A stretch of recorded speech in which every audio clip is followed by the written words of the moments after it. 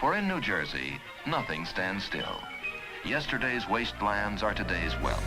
This, my friends, is Noside.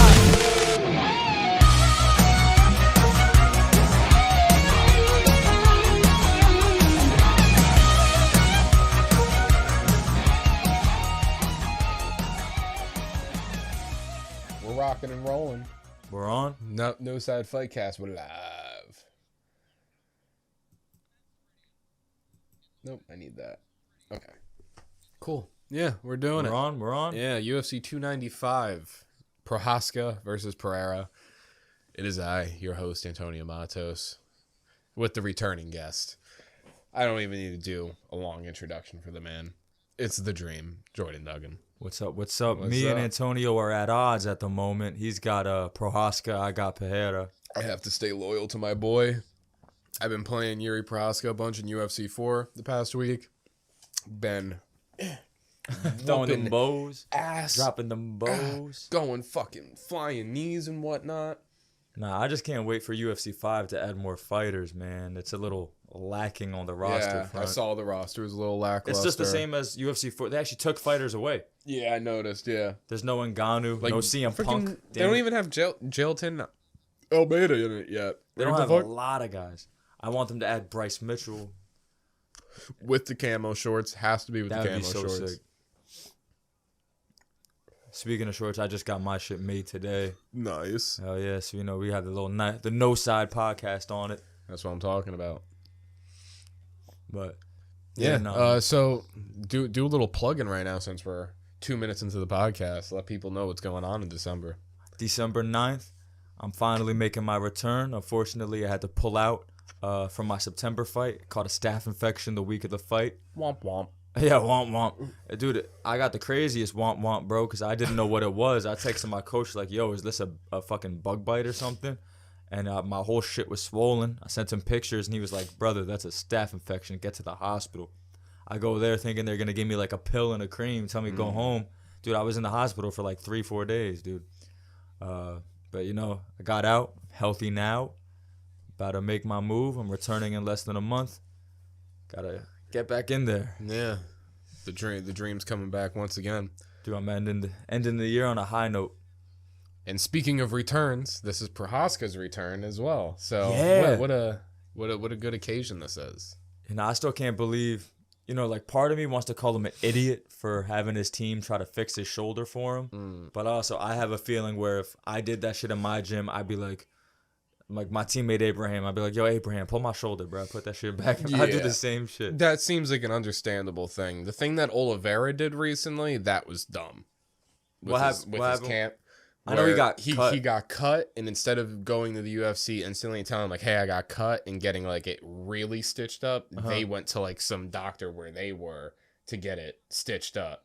And, I could see where I could see their logic there, too. Yeah, but let's just go to a doctor now. But like Dana White said, like they could have, like, if they went to the UFC, they could have sewn it from the inside. Wasn't he in Brazil?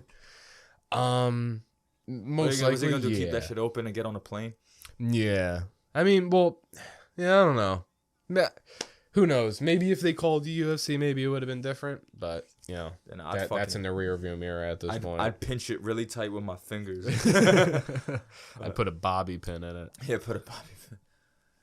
Hell yeah, dude. Now, this card is going to be insane, though. I've been looking forward to this. I'm disappointed there's no Jones, but Pavlovich Aspinall. Yeah, that was the initial plan. We were talking about this card for a while. Yeah, when it was still Miocic and John Jones. Yeah. But, Pavlovich Aspinall, I'm not complaining.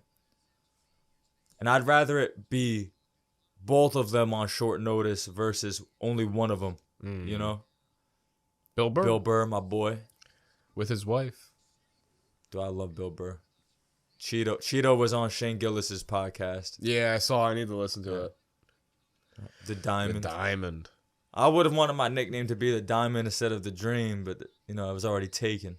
Yeah, and he's got a hot sauce too, so he gets seniority. Oh yeah, that's why, because of his hot sauce. Yeah, not like he's one of the best. Anytime I'm at the store with somebody that doesn't know who Dustin is, and I see their hot sauce, I'll be like, they fight his hot sauce. And they're probably, shut the fuck up. You fucking nerd. And it's hard for me to not talk about MMA, especially like this deep into camp, bro. And I've been so like, isolated from everything. I watched a scary movie on Monday. That shit ruined my day. What scary movie was it? That's called Talk to Me. I watched it too. The Australian movie. Yeah. It was all right. I don't like horror movies. But it's I'd give it like a 7 out of 10. I just need to feel something, bro. So, I like it was original. I can't think of a movie similar where they were using it like drugs type shit. Record it like, he's possessed, flashes all in your face and shit. I fell asleep during The Exorcist Believer. Which, is that the new one? The new one, yeah. I fell asleep during it. But you that's want to know a horror ass. movie? Nothing was really like catching my attention. I was just like, fell asleep. But one horror movie I did watch recently that was fucking incredible. Saw 10. I don't Saw like the 10 was Saw great. movies, man. Look at Yuri. Look at him fucking wearing I hate his this. beard. You know, that's why I'm rooting against him. I hate dude, his beard. I'm so gay for Yuri, honestly. At this point, I'm open to say it. I'm gay for Yuri. Chama, there he is. Look at my Chama. boy. Look at that motherfucker, I can't wait to bro. see. I can't wait to see him do his scream. Dude, that shit's intimidating. I can't even lie. It's terrifying. Because he got a deep ass voice. That's the thing is, I've been cursed with a not deep voice. If I, yeah, exactly. I'm gonna pull up Mike Perry. How about Perry Alvarez, bare knuckle in December? That's gonna be wild. I'm a big Eddie fan, bro, but Low key, that's know. why I want to play Fight Night. Because I found out today that there's bare knuckle in there's a Fight bare Night. I was knuckle like, mode. Yes, sir, dude. You're late, dude. I've had that game back on the 360 days. I even had it. yeah. Steamroller Frivola. I don't care. About Frivola? Yeah. He's semi-local. He's a Long Island guy. Yeah. I don't know that. That's how much I care about him. Yeah, he's a good fighter. He's had some good fights recently. But I know Terrence he hasn't, McKinney like- put him out in like 8 seconds. Yeah. But then he also knocked out Drew Dober, which is wild. True. Yeah. Drew Dober, that was his Giga last Chad fight. That's has an right. iron jaw. But then Drew Dober came back recently and fucking... I like to think Smoked Drew Dober only loses to white guys. Who's kryptonite. Nah, Drew Dober really is a fucking Giga Chad, bro. And I don't know. It looks like he might have had plastic surgery. He fought for Bellator way back in the day. Really? Back when they had the Oh, wow. Everlast gloves instead of the colored ones, bro. And he didn't look the same. Oh, I forgot this is the motherfucker he's fighting. Benoit Saint Denis. He's really hyped up. He won at the France card recently. I like how Paul Felder was like, all right, he got it. Paul Felder's making his return, bro. UFC 300. Dude, I love Paul Felder. I'm a big Paul Felder fan, bro. He was a big reason that, like, that kickboxing style, like, it was, like, Stephen Thompson and Paul Felder that I really fell in love with their style. And you know another thing, too, is when Paul Felder was coming up, I'm not sure how familiar you are with boxing, but So. there was a teenager at the time who would spar Paul Felder and a lot of guys because Paul Felder used to cross-train at a jiu-jitsu gym and a boxing gym back in the day out in Philly. There was a coach who had multiple sons who boxed. One of the youngest ones, 16 at the time, was fucking guys up. Now, Boots Ennis. His name is Jaron Boots Ennis. I'm a big Boots fan, bro. Wow, and that's he just crazy. became the undisputed champion because they they've been- stripped Crawford from one of his belts because he has to do the rematch with Errol Spence. So now Boots is a champion. But Paul Felder's been talking about Boots for 10 years. That's crazy.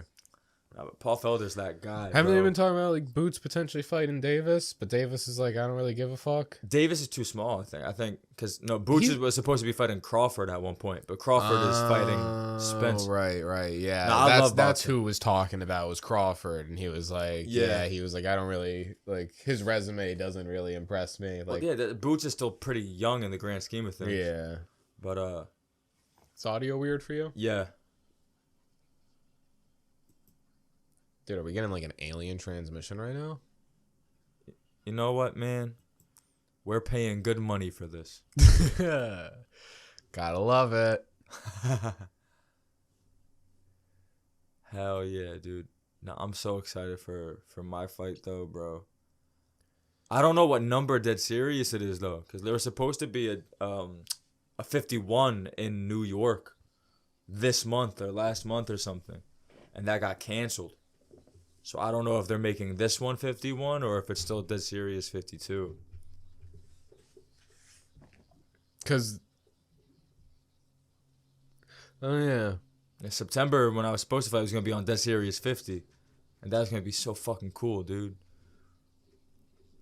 But, you know, just a heads up to you. But tickets might go on sale a lot later than usual. Because they have, Dead Serious runs a pro grappling circuit that's coming up that they're going to be promoting. And they also, the pro version of Dead Serious is called Ring of Combat. And a lot of guys got their start there. Aljamain Sterling and all these guys. They have the most alumni that have ended up going to the UFC and become champions. A lot of guys started at Ring of Combat. And they have a card like mid-November, so they're promoting that. So Dead Serious, you know, whatever one I'm on is like their lowest priority at the moment. Like I remember my fight in March, you were able to get tickets with my code and everything like early February. You know? Yeah. Now it's probably gonna be like a 2-week window where you can get tickets. Wow. And I, you know, personally, it bothers me because I feel like that means I'm gonna sell less tickets than usual. But yeah, that definitely is. I would see it as a definite downside for the fighters. You know, if you had like a month window to get tickets, you know, then there's a bigger chance. Yeah, for my a bigger main audience. priority, of course, is like what goes on in the cage. But I'm aware of like that business side of things. Yeah, you know, there's gonna come a point in your career where that is something you gotta kind of allocate. That's why some, I'm like, getting a good amount of it out now. I sell a good amount of tickets, even as someone at my level. I'm selling a good amount of tickets objectively, and that's why, you know. And also, on some professional shit, I've never been late on paperwork. I'm always clean on my physicals. Everything is good. That's why, even though I pulled out in September, they were mad understanding about it. Everybody was so cool. And when I'm like, all right, I want to get on the next card, no hesitation. Boom, you're on the next card. And it's because I'm good for business. You know what I'm saying? Look at Ray Longo's old ass.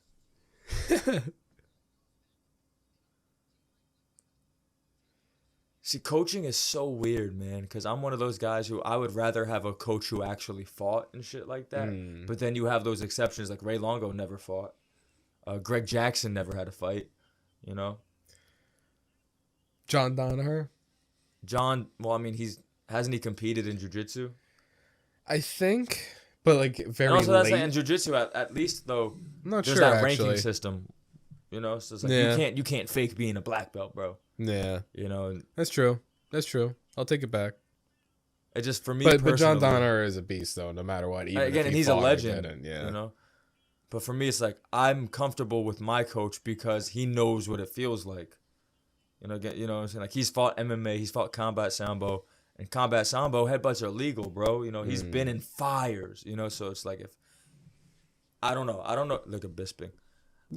I just, you know, it's like, I don't know. Again, if my coach never been punched in the face the way I've been punched in the face, I don't think I could take him as serious. Cause, yeah, I don't know. That's just my personal thing.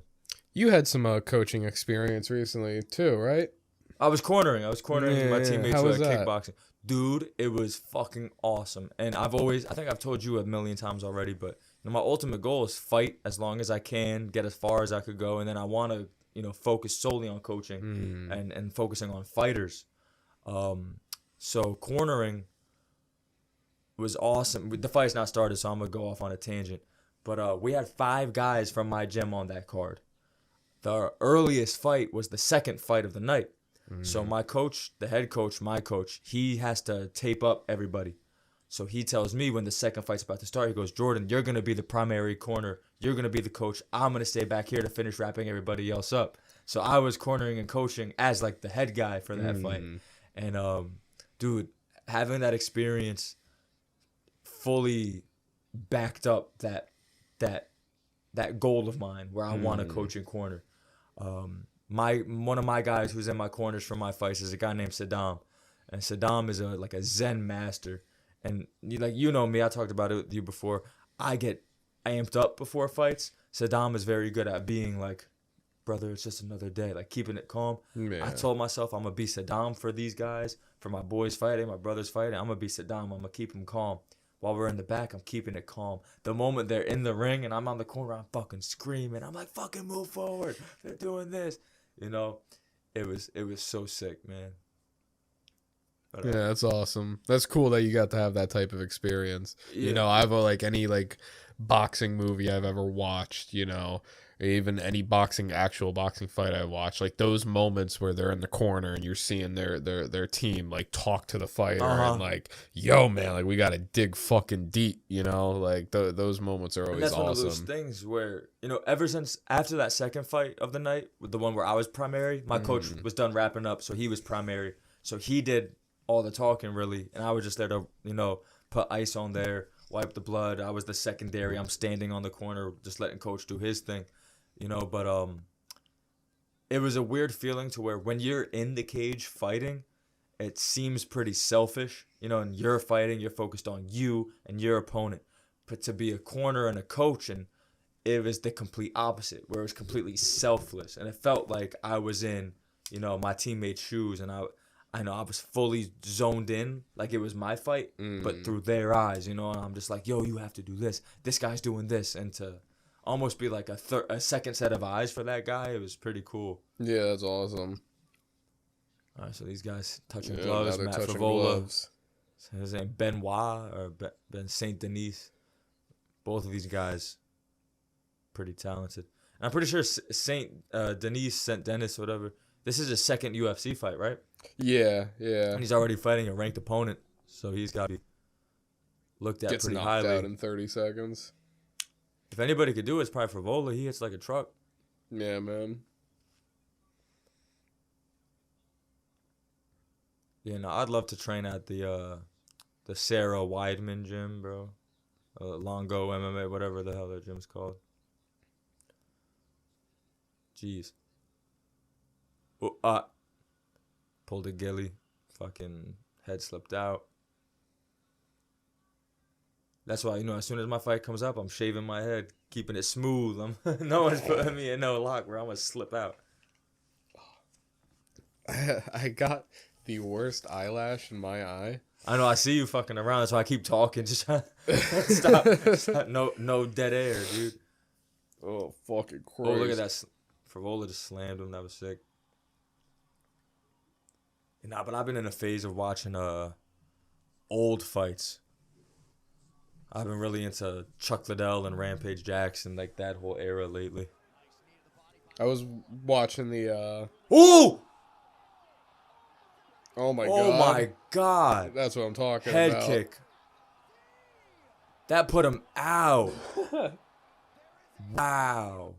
Okay, this is a perfect time for me to take a break and fix my fucking eye Yeah, socket. Well, I'm taking over the podcast now. Yeah. How we fucking doing? This is your practice for your solo podcast. Oh yeah, no, I'm gonna bring that up. Yeah, no. After my fight December 9th, I'm gonna be launching my own podcast. Jordan Duggan's Holy Roman podcast. I'll be talking anything from MMA, history, comedy. I'm gonna just pretty much go on a stream of consciousness. I'm looking to have consistent guests on, so I don't have to just, you know, rant to myself. Antonio is probably gonna be the first guest, possibly second. It's all up to schedule, I guess, but he's definitely on the list.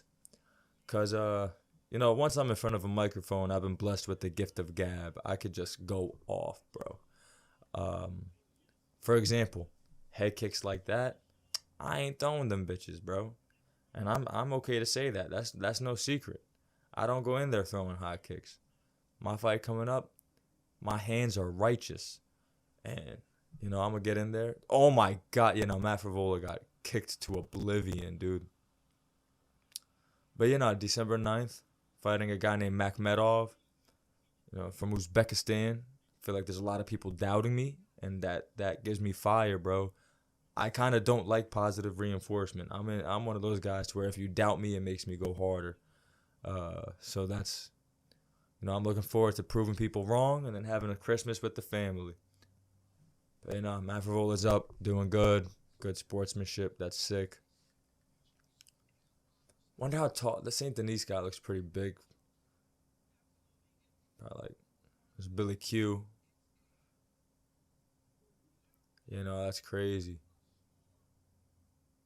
Nah, but you love to see the respect at it. You know what I'm saying? You know, I'm friendly with every guy who I fought. You know, after the fact, as soon as the fights are over, I beat Jake Dudix. We were cool immediately. We've DM'd a bunch of times. I lost to James Garrison. We've been cool. We've DM'd a bunch of times. You know, the moment I know I'm done fighting guys from that gym, bro, I'd love to go there. And it's probably best if I go there while I'm 1-1. If I go there and I beat both of them, it would feel kind of disrespectful. If I went there 0-2, then I feel like a bitch, you know? So 1-1, I feel like that's a pretty, you know, it evens it out. And that's, you know, just to keep ranting, Antonio is not back. That's one of my pet peeves, bro. You know, if you know who you are, if you're listening, but I know there's a couple guys who I've seen lose fights and then change gyms, and I've seen, you know, just to be more specific, I've seen guys lose to a guy from a gym and then join that gym. I think, you know, I get it. You might feel like the game's all about you because you're the only one in the cage, but it's a team thing, and you can't just, you know, you can't just take your talents to South Beach like that. You know what I'm saying? That's crazy. That's disrespectful. You know, so your team wasn't good enough for you. Your coach wasn't good enough for you. And at that point, you know, just because I have an ego, if you beat me, I'm still not going to think that, like, oh, this guy, so I can learn from him. Like, obviously I can, but it's not like I'm, like, bro, how are you going to get beat by a guy and join his gym? You're just putting yourself in that Scottie Pippen role. You know, the team dynamic's probably really weird, bro. That's my thing. And I was wrong. I thought it was Benoit St. Denis's second UFC fight. It's actually his 5th UFC finish in a row. So that's fucking, I don't know where I got my info from. Saying everybody in the lightweight division is, you know, pretty much saying I'm here to stay, son. Yeah, nah, this shit's cool though. This is gonna be a crazy card. You know, off to a wild start on the main card already. You know, I'm looking to win in December. That's 3 fights this year. I want 3 or 4 next year. And then I want to make my jump to, you know, Ring of Combat or CFFC for 2025. That's the goal. I think it's doable. You know, if I put in a couple years there, you know, running that circuit, as long as I stay consistent, stay professional, stay winning, you know, hopefully I can get them big boy calls. You know, we'll see. Excuse me. Damn, Antonio's eye must be fucked up. He must have them crazy eyelashes. That's mad feminine, bro. Imagine having long eyelashes. Pfft. Matter, I pluck mine if we're being honest. I look in the mirror individually. I don't even clump them out. I pick them out individually. It should take me like 2 hours every morning. Who does he want next?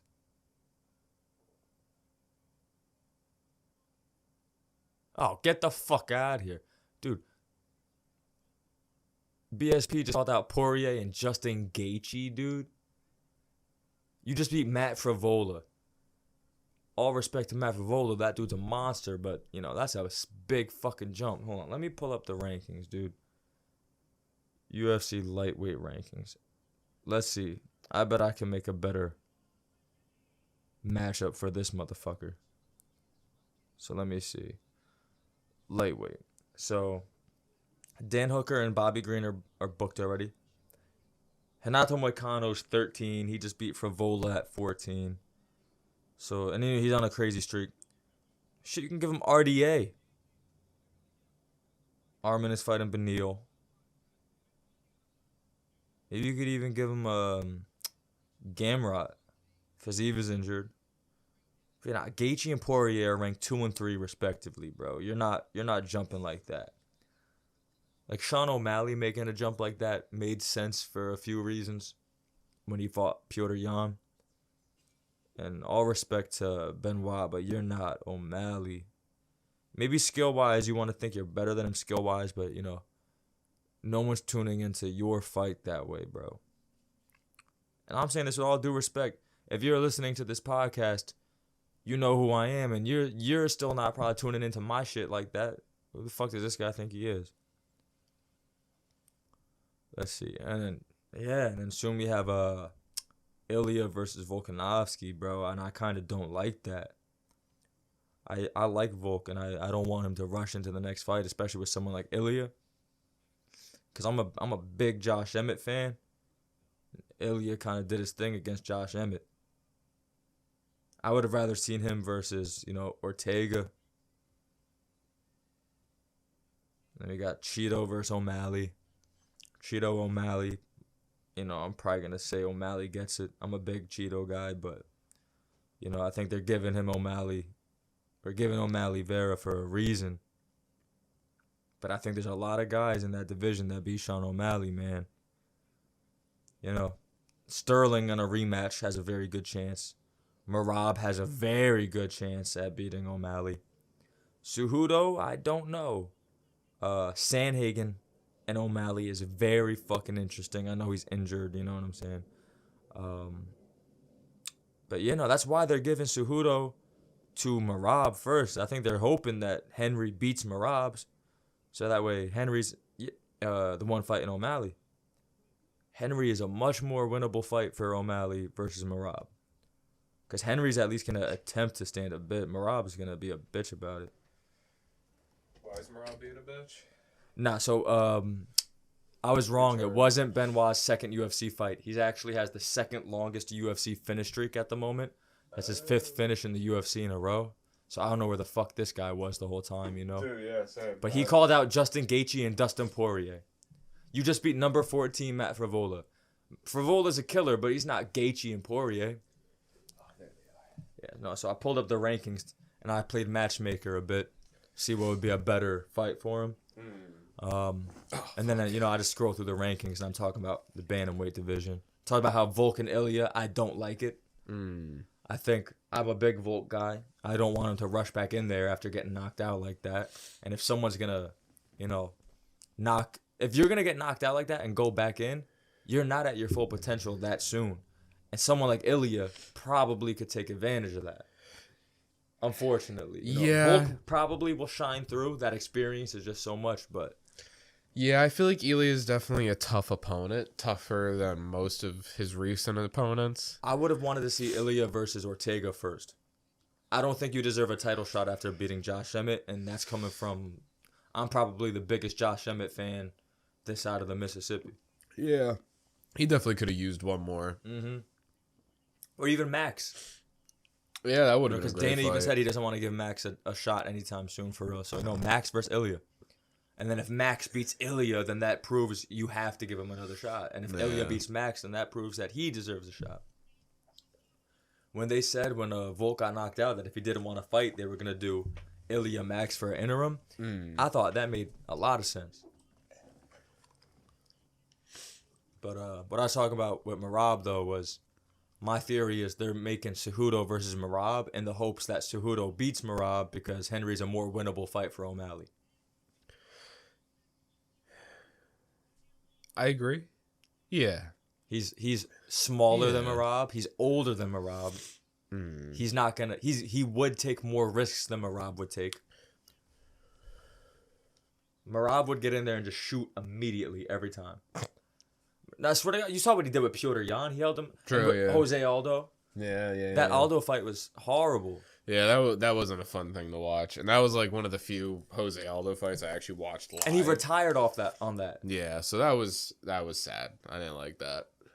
This card, 296, is gonna be crazy. Yeah, I'm excited for Dude, this Stephen one. Thompson versus Shavkat is gonna give me nightmares. I've been running bro. that in UFC 4 a bunch recently, and I've been whooping Shavkat's ass. Let me just tell you. Well, yeah, but dude, UFC 5 simulation is better, bro. They fight more like themselves in UFC 5. Either I'm bugging or I'm just catching a good moment. I sure fucking hope it's better because... Nah, UFC 4 was garbage, dude. See, that's crazy because it's like, I fucking love that UFC. I feel like it could have been better, but just like sitting there and like doing stand-and-bang and whatnot and tournaments, I love it. Dude, I made the mistake. I play my roommate in the UFC games too often, and we have a mutual agreement that we don't take it to the ground. And then I went on to UFC 5 as an online career mode, which is pretty cool. Up. Well, no, I was doing my shit on the ground. Or not on the ground. I was doing my shit on the feet. And then this guy fucking knocked me down. And I was just so used to, just being able to get back up. And he came down and ground and pounded me. And I was like, yo, this motherfucker has no honor, bro. Yo, how about Mackenzie Dern? She's hot. Nah, dude, she lost her accent. She started. Did you ever see those videos of the evolution? Yeah. She's getting divorced and paying alimony and shit like that. They said like her husband took her accent too. Oh man, it's all right. She's still hot. Look at her. She looks good. I mean, also standing next to fucking Cristiano Ronaldo, man.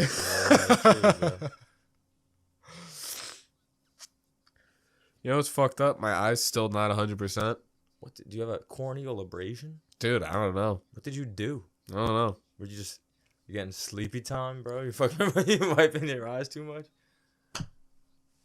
Yeah, whatever was in my eye is out, but like I feel like I have like long lasting damage. I don't know if I talked about this last pod, bro, but did you see Jessica Andrade's nudes, bro? She has nudes? Yeah. And it looks like Ronaldo with a vagina. That's wild. Dude, it is. Who would have thought her taking nudes? Damn, now I'm curious, honestly. Yeah, no, I was that curious. The cat bit me, dude. And they were. She better start an OnlyFans. Yeah, no, I don't think it was for OnlyFans. I think it was like a leak, which is wild. You remember the wrestler China? Yeah, dude, I know China. She has a porn video. Yeah, dude, come on. I've known that since like 5th grade, dude. It's a classic, not a good one. You know Paris Hilton's sex tape? Yeah. The title was a copy of China's sex tape. Because China's was called One Night in China. So when Paris Hilton dropped her fucking shit, they called it One Night in Paris. Yeah. That's so funny. Brother, I'm a historian. God, I'd let Mackenzie Dern squeeze me with her thighs like that. So don't put me in a triangle. Mackenzie Dern, I have mixed feelings on her as a fighter. Jessica Andrade is going to be a tough opponent. It is. I'm really just rooting for Mackenzie Dern because of her tits. We talked last time I was on pod, we talked about Tabitha Ritchie, and she fought earlier today. Yeah, I was watching that one. That they were fucking going at it. I didn't get to watch it. Megan O'Leary, her husband is 5'3".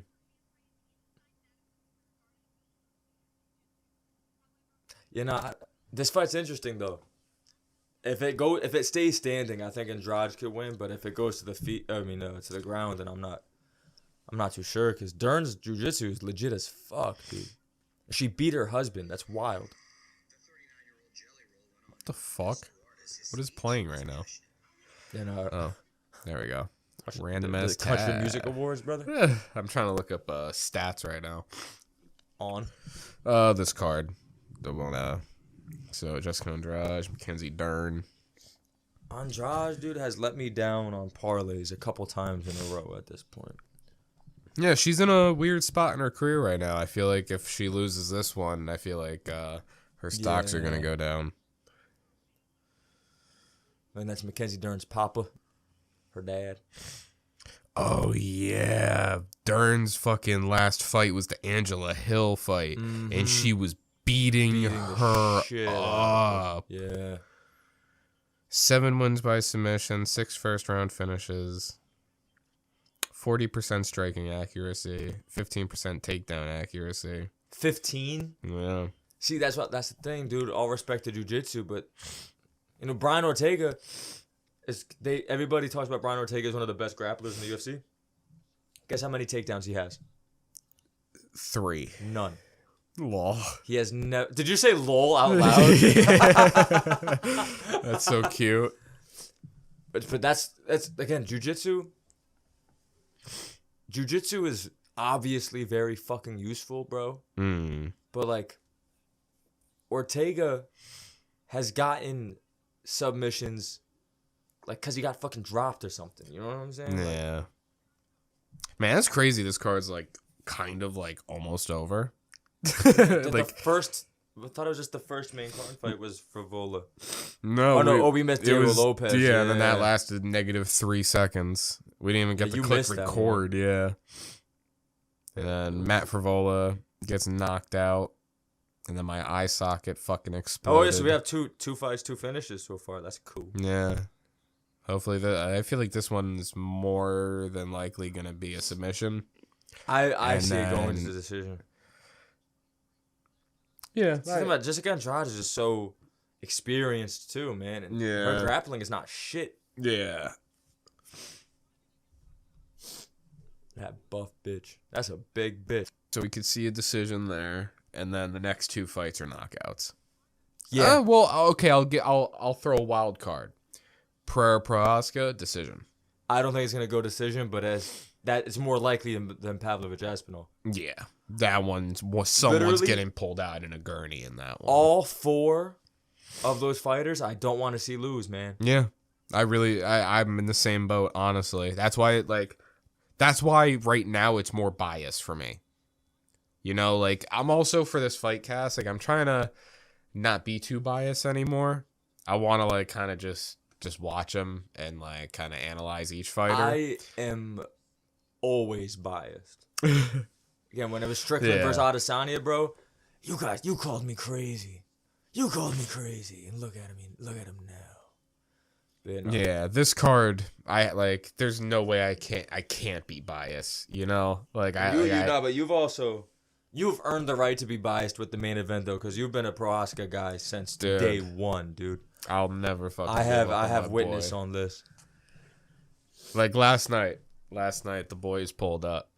I was talking about this with Brandon on the podcast. Mm-hmm. Boys pulled up. Ether, Try, Yeah. and then shout out to our boy Kenny. We're all playing UFC 4, and between the 4 of us, I lapped a division like 3 times. Lapped. I mean, and we played Yuri Prohaska versus John Jones. What me and my boys do is we do at this point, bro, I've taught Andrew everything he knows on that fucking game, dude. So what we do is we play we press random. We go random. Sometimes you get fucked, sometimes you don't, you know? But me and him, we played UFC 4 like against each other online, not counting all the like times we were on the same TV and shit, but online we've played it over 100 times, and we had damn near a 50-50 record because you know how it tracks and shit like that. So the random keeps it interesting. That's why I love UFC so much, because and I noticed it throughout the night, because it's like I went on a crazy win streak last night when I was playing with the guys. It wasn't like I was just rolling through them, you know. Yeah. Like it increasingly got harder and harder and harder for me, you know, because it was like they were adding layers and counters to their game, and then I would figure out their layers and counters, and I'd have to add new layers and counters to my own repertoire. So it just increasingly got harder and harder till I finally got beat, and I got beat on the ground. That's my like kind of weak point, is the ground. UFC 5's ground game is actually better. I did see They some talked about it in stuff. the trailer. It's not that much fucking different. Like they're trying to hype it up, but it is Yeah. pretty smooth. Jessica Andrade looks like she's ready to devour. Look at that face. Yeah, no, that's a interesting looking woman. Look, her pose is tattooed on her arm. Look at her left arm. Oh shit. You think that's actually her? That'd be fucking weird. Sean O'Malley has a tattoo of himself. Topuria. Ilya has his own face tattooed on his chest. That's weird. Open. It's a tiger being opened in half, and it's actually Ilya inside the tiger, bro. Yeah. That's so fucking funny. Yeah. Again, when it's time to get in the cage, I'm serious. I take myself serious. But as soon when I'm not in there, bro, I don't take myself fucking like a Bill Burr's bald ass. Like, dude, I'm not walking around like I am a tiger. After this fight, I'm going to have to listen to the Bill Burr podcast and see what he has to say about the main event. Because I know he's going to do a whole podcast about it. Nah, Bill Burr's the man, dude. He has a bit where he's talking about how he's been going broke by hanging out with his black friends too much because he has to keep buying new clothes. He's like, they're like, you wore that shirt five days ago. What, you got 5 shirts? Oosh. Ooh. Oh my god. Oh, there we go. Oh my god. Got the neck already? Nah. No. I don't give a fuck. On the feet, Andrade can get her. It's just, she has to be smart on those, like, clinch You know, as soon as they got a little close, she got tossed. Yeah, she's good being patient right now. Dern looks longer too. She got those nice legs. I don't know, man. I'm a mature, deep, layered man. So the fact I know that she cheated on her husband, fucking, and beat him. The beating him part is kind of funny to me. I don't even care. I'd let her beat me. I don't know, but cheating on your mans, bro, that's a turnoff. I'm just not thinking about all that. Back in the day, that's how you got syphilis. And back in the day, that's how you fucking died. Dude, I'm not even joking. Oh, fuck me.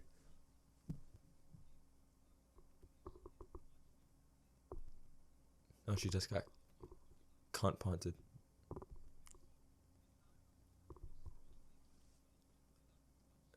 Interesting so far. Yeah, Definitely more of a very feeling out patient. process than the Yeah. last two fights. I feel like we might see some explosions either towards the end of this round or beginning second round. There we go. See, that's probably Andrade's best bet is probably to keep it, you know, steady with the low kicks. Yeah. Because, you know, she's smaller, so she has to get inside to land good punches. But in the beginning of the round, you saw as soon as she got close, she got tossed. Yeah. And right there, Dern had a good knee in the clinch. Those inside games, that clinch game is really tricky. I told you, I'm not going to get into detail on Pop, but I told you about the new guy at my gym who's a Muay Thai professional. So me and him were going over clinch shit yesterday. And it's very fucking, like, complex. Especially when it's like you're top level working in that clinch, bro.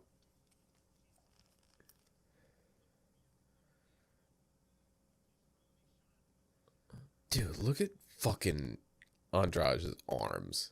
She's jacked. She probably walks around at like one. Ooh. What happened?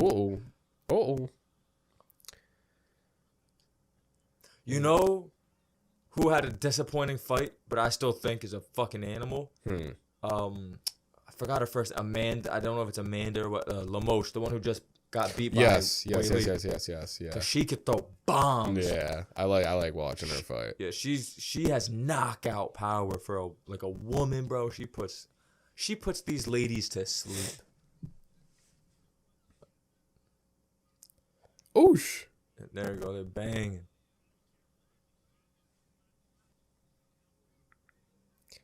Did Tabitha Ritchie win earlier? I actually don't know who won the fight. I tuned out after the second to last round.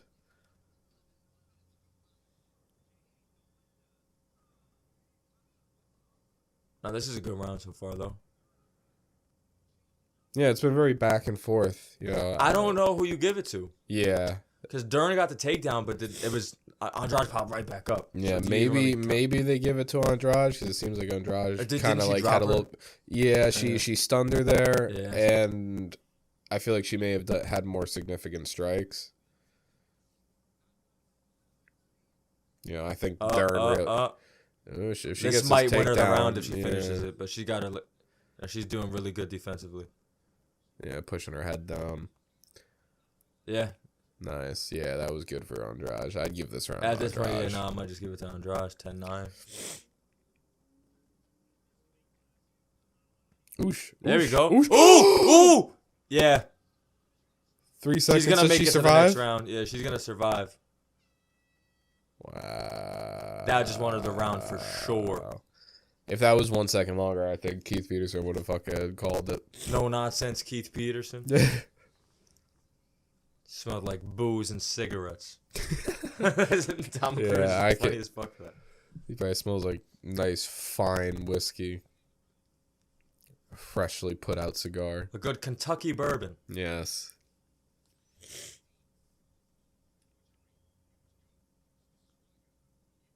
This is really good. You almost went to sleep, but this is really good.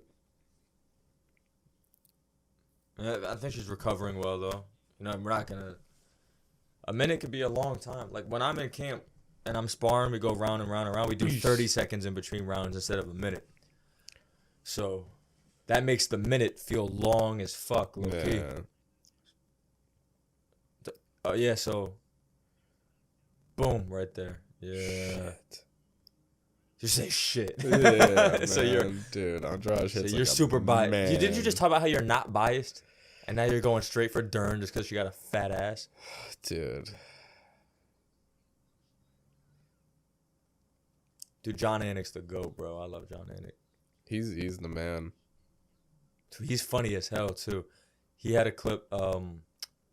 They're doing on the UFC YouTube channel. They're doing like a top 30 all-time series, Okay.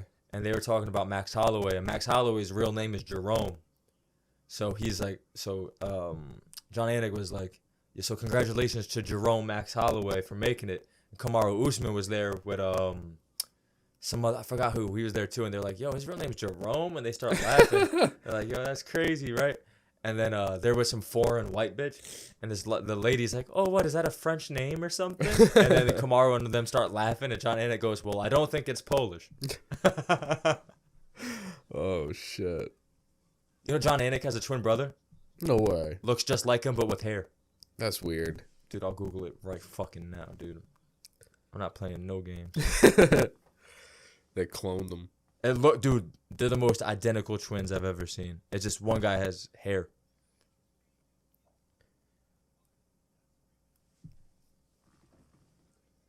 Oh wow. Holy Right. shit. Yeah, that's weird. It's like he's just wearing a wig. Right? It looks like a powdered wig. Syphilis, man. Bro, if I got syphilis, I'd be so mad. I'd become Blackbeard.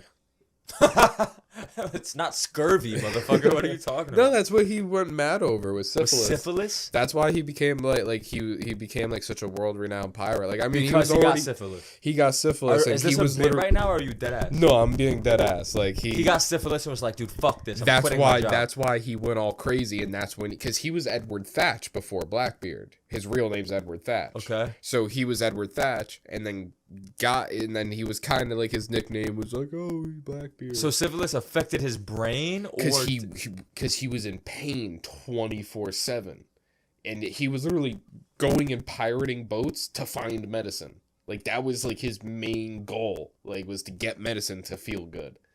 Oh, she dropped her shit. again. Oh my god.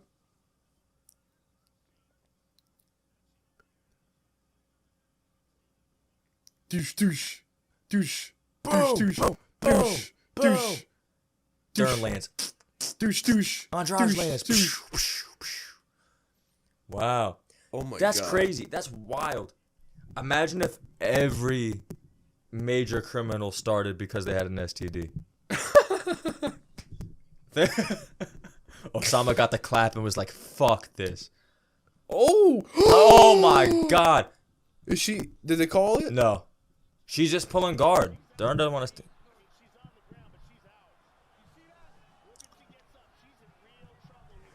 Wow.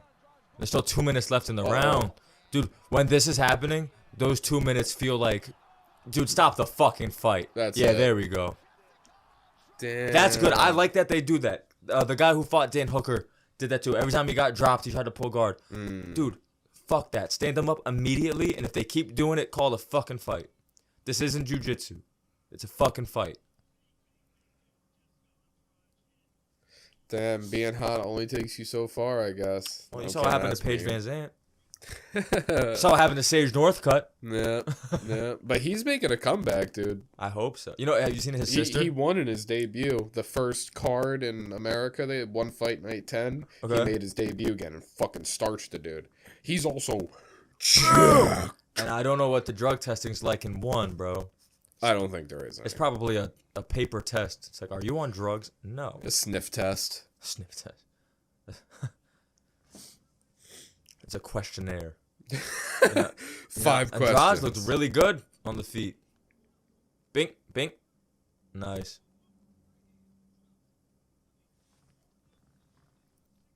You know, but again, I'm not biased. Like, I don't like it when Oliveira does that shit. Oliveira fakes getting knocked down to try to pull guard. Yeah. And I like you, so call that shit a knockdown.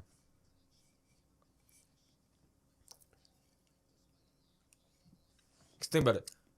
In a street fight, per se, you know what I'm saying? A, you're not pulling guard. And then B, if I knock you down and you stay laying there, I don't have to follow up. I could just walk away and people are going to call me the winner of that. Yeah.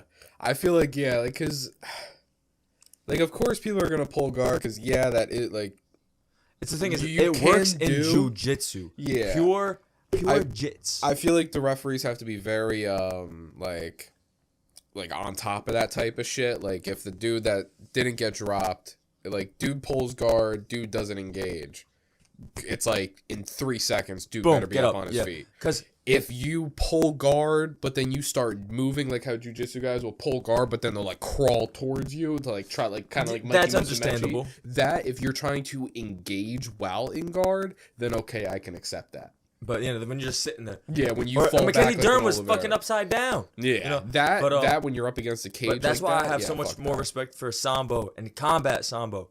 Because, Oh no, again, you better go headbutts on are a fucking fucking legal. Dagestan chant. headbutts are fucking legal. You don't, in jiu-jitsu, you want to be on bottom. Sambo, you don't. Because, think about it, again, just to make it more real fight.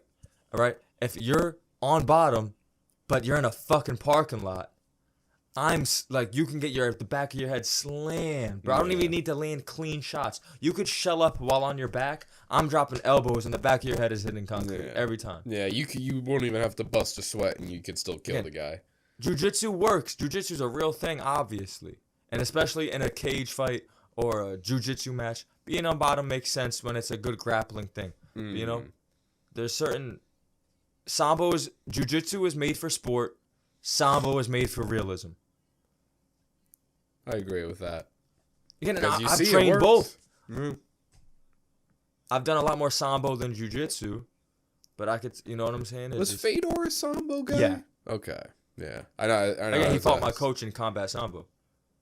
Oh, yeah. In MMA, yeah. my coach fought Tim Bosch. Oh, okay. That's really cool. Yeah, and Tim Bosch was an animal. Also, side note, the green on Jessica's Andrade's shirt, I really like that green. I've never seen that green in UFC. I thought you were about to say, I've never seen that green before. Like, it's a new shade. I always get excited wake for up, that new shit. green just dropped. Like, anytime their shorts change, I'm like, oh, shit, that's cool. Like, recently, they updated their they denim changed it shorts. up, Yeah. I think they did Yeah, when no, that John is a cool Jones green. fought. No, it was still the old ones, but they made it like a navy blue instead of black. That's The right. midnight. Yeah, when he put the shirt on. They changed it when UFC 5 dropped. Because when UFC 5 pictures and shit came out, that's when people saw that they're changing the... Okay. But seeing old clips of the Reebok shit makes me like nostalgic. And then even older ones where you see the sponsors and shit. Yeah, when I see the Reebok shorts, I'm like, damn, that was a while ago, huh? Yeah. Like, damn. And again, remember UFC had sponsors. That shit was... And then when you see the 13 clips when they years got ago. actual, like, the Monster Energy logos Right, and shit, yeah. you're like, damn, man. Dude, that's where the... Again, I think that entire era, I don't care, like, from UFC 1 to whenever the fuck they stopped like doing 2013 or that. whatever. Yeah, like, whenever they stopped with those type of trunks, that group of guys, those are the pioneers of this sport. On some shit. If you had sponsors on your shorts, you were making fucking peanuts unless you were like Tito Ortiz and Chuck Liddell, bro. Unless you were like a star. Yeah, like I wonder what John Jones made in his debut, bro. Because, like, probably you know find how that. UFC does, like, the round table? And they'll have, like, a bunch I of watched fighters the fight? one that had the UFC 1 guys. Did you see that? Dude, That was awesome. so cool. That's another reason why. And how they I just really didn't focus. give a fuck. They were like, fight for some money? Yeah, How much it's like money? I don't care. You just said $700. money. Yeah. Like, dude, I have and to they fight just 7 did it. times. I have to fight 4 times tonight. Yeah. For $400. None of them were like, oh, let me have a 6-month training camp. It's mentioned- like, oh, tomorrow? Okay, Yeah. I'll be there. Yeah. No Crazy. specifically preparing for guys. It's like we show up, we fucking fight. I really respect that. And again, that's where like my coach is old school like that. Like the way he runs shit, the way we spar, the way we do that. And I think I don't know if I said it last time I was here or if this happened after, but Bobby Green, when he beat Grant Dawson, Yes. he did an interview and he was just like, nowadays there's a lot of athletes, not a lot of fighters. And again, I respect everybody who gets in the cage, but the attitude is a little different nowadays. Yeah. And that's one of those things where, again, December, I could go in there and I'm a more of a fighter than a lot of these guys. Yeah. Especially at the level I'm at, man. I think a big part in oh fuck. Sorry, taking Benjamin reps. Hello guys. I'm taking over again. Yeah. What was I gonna say? Oh, okay.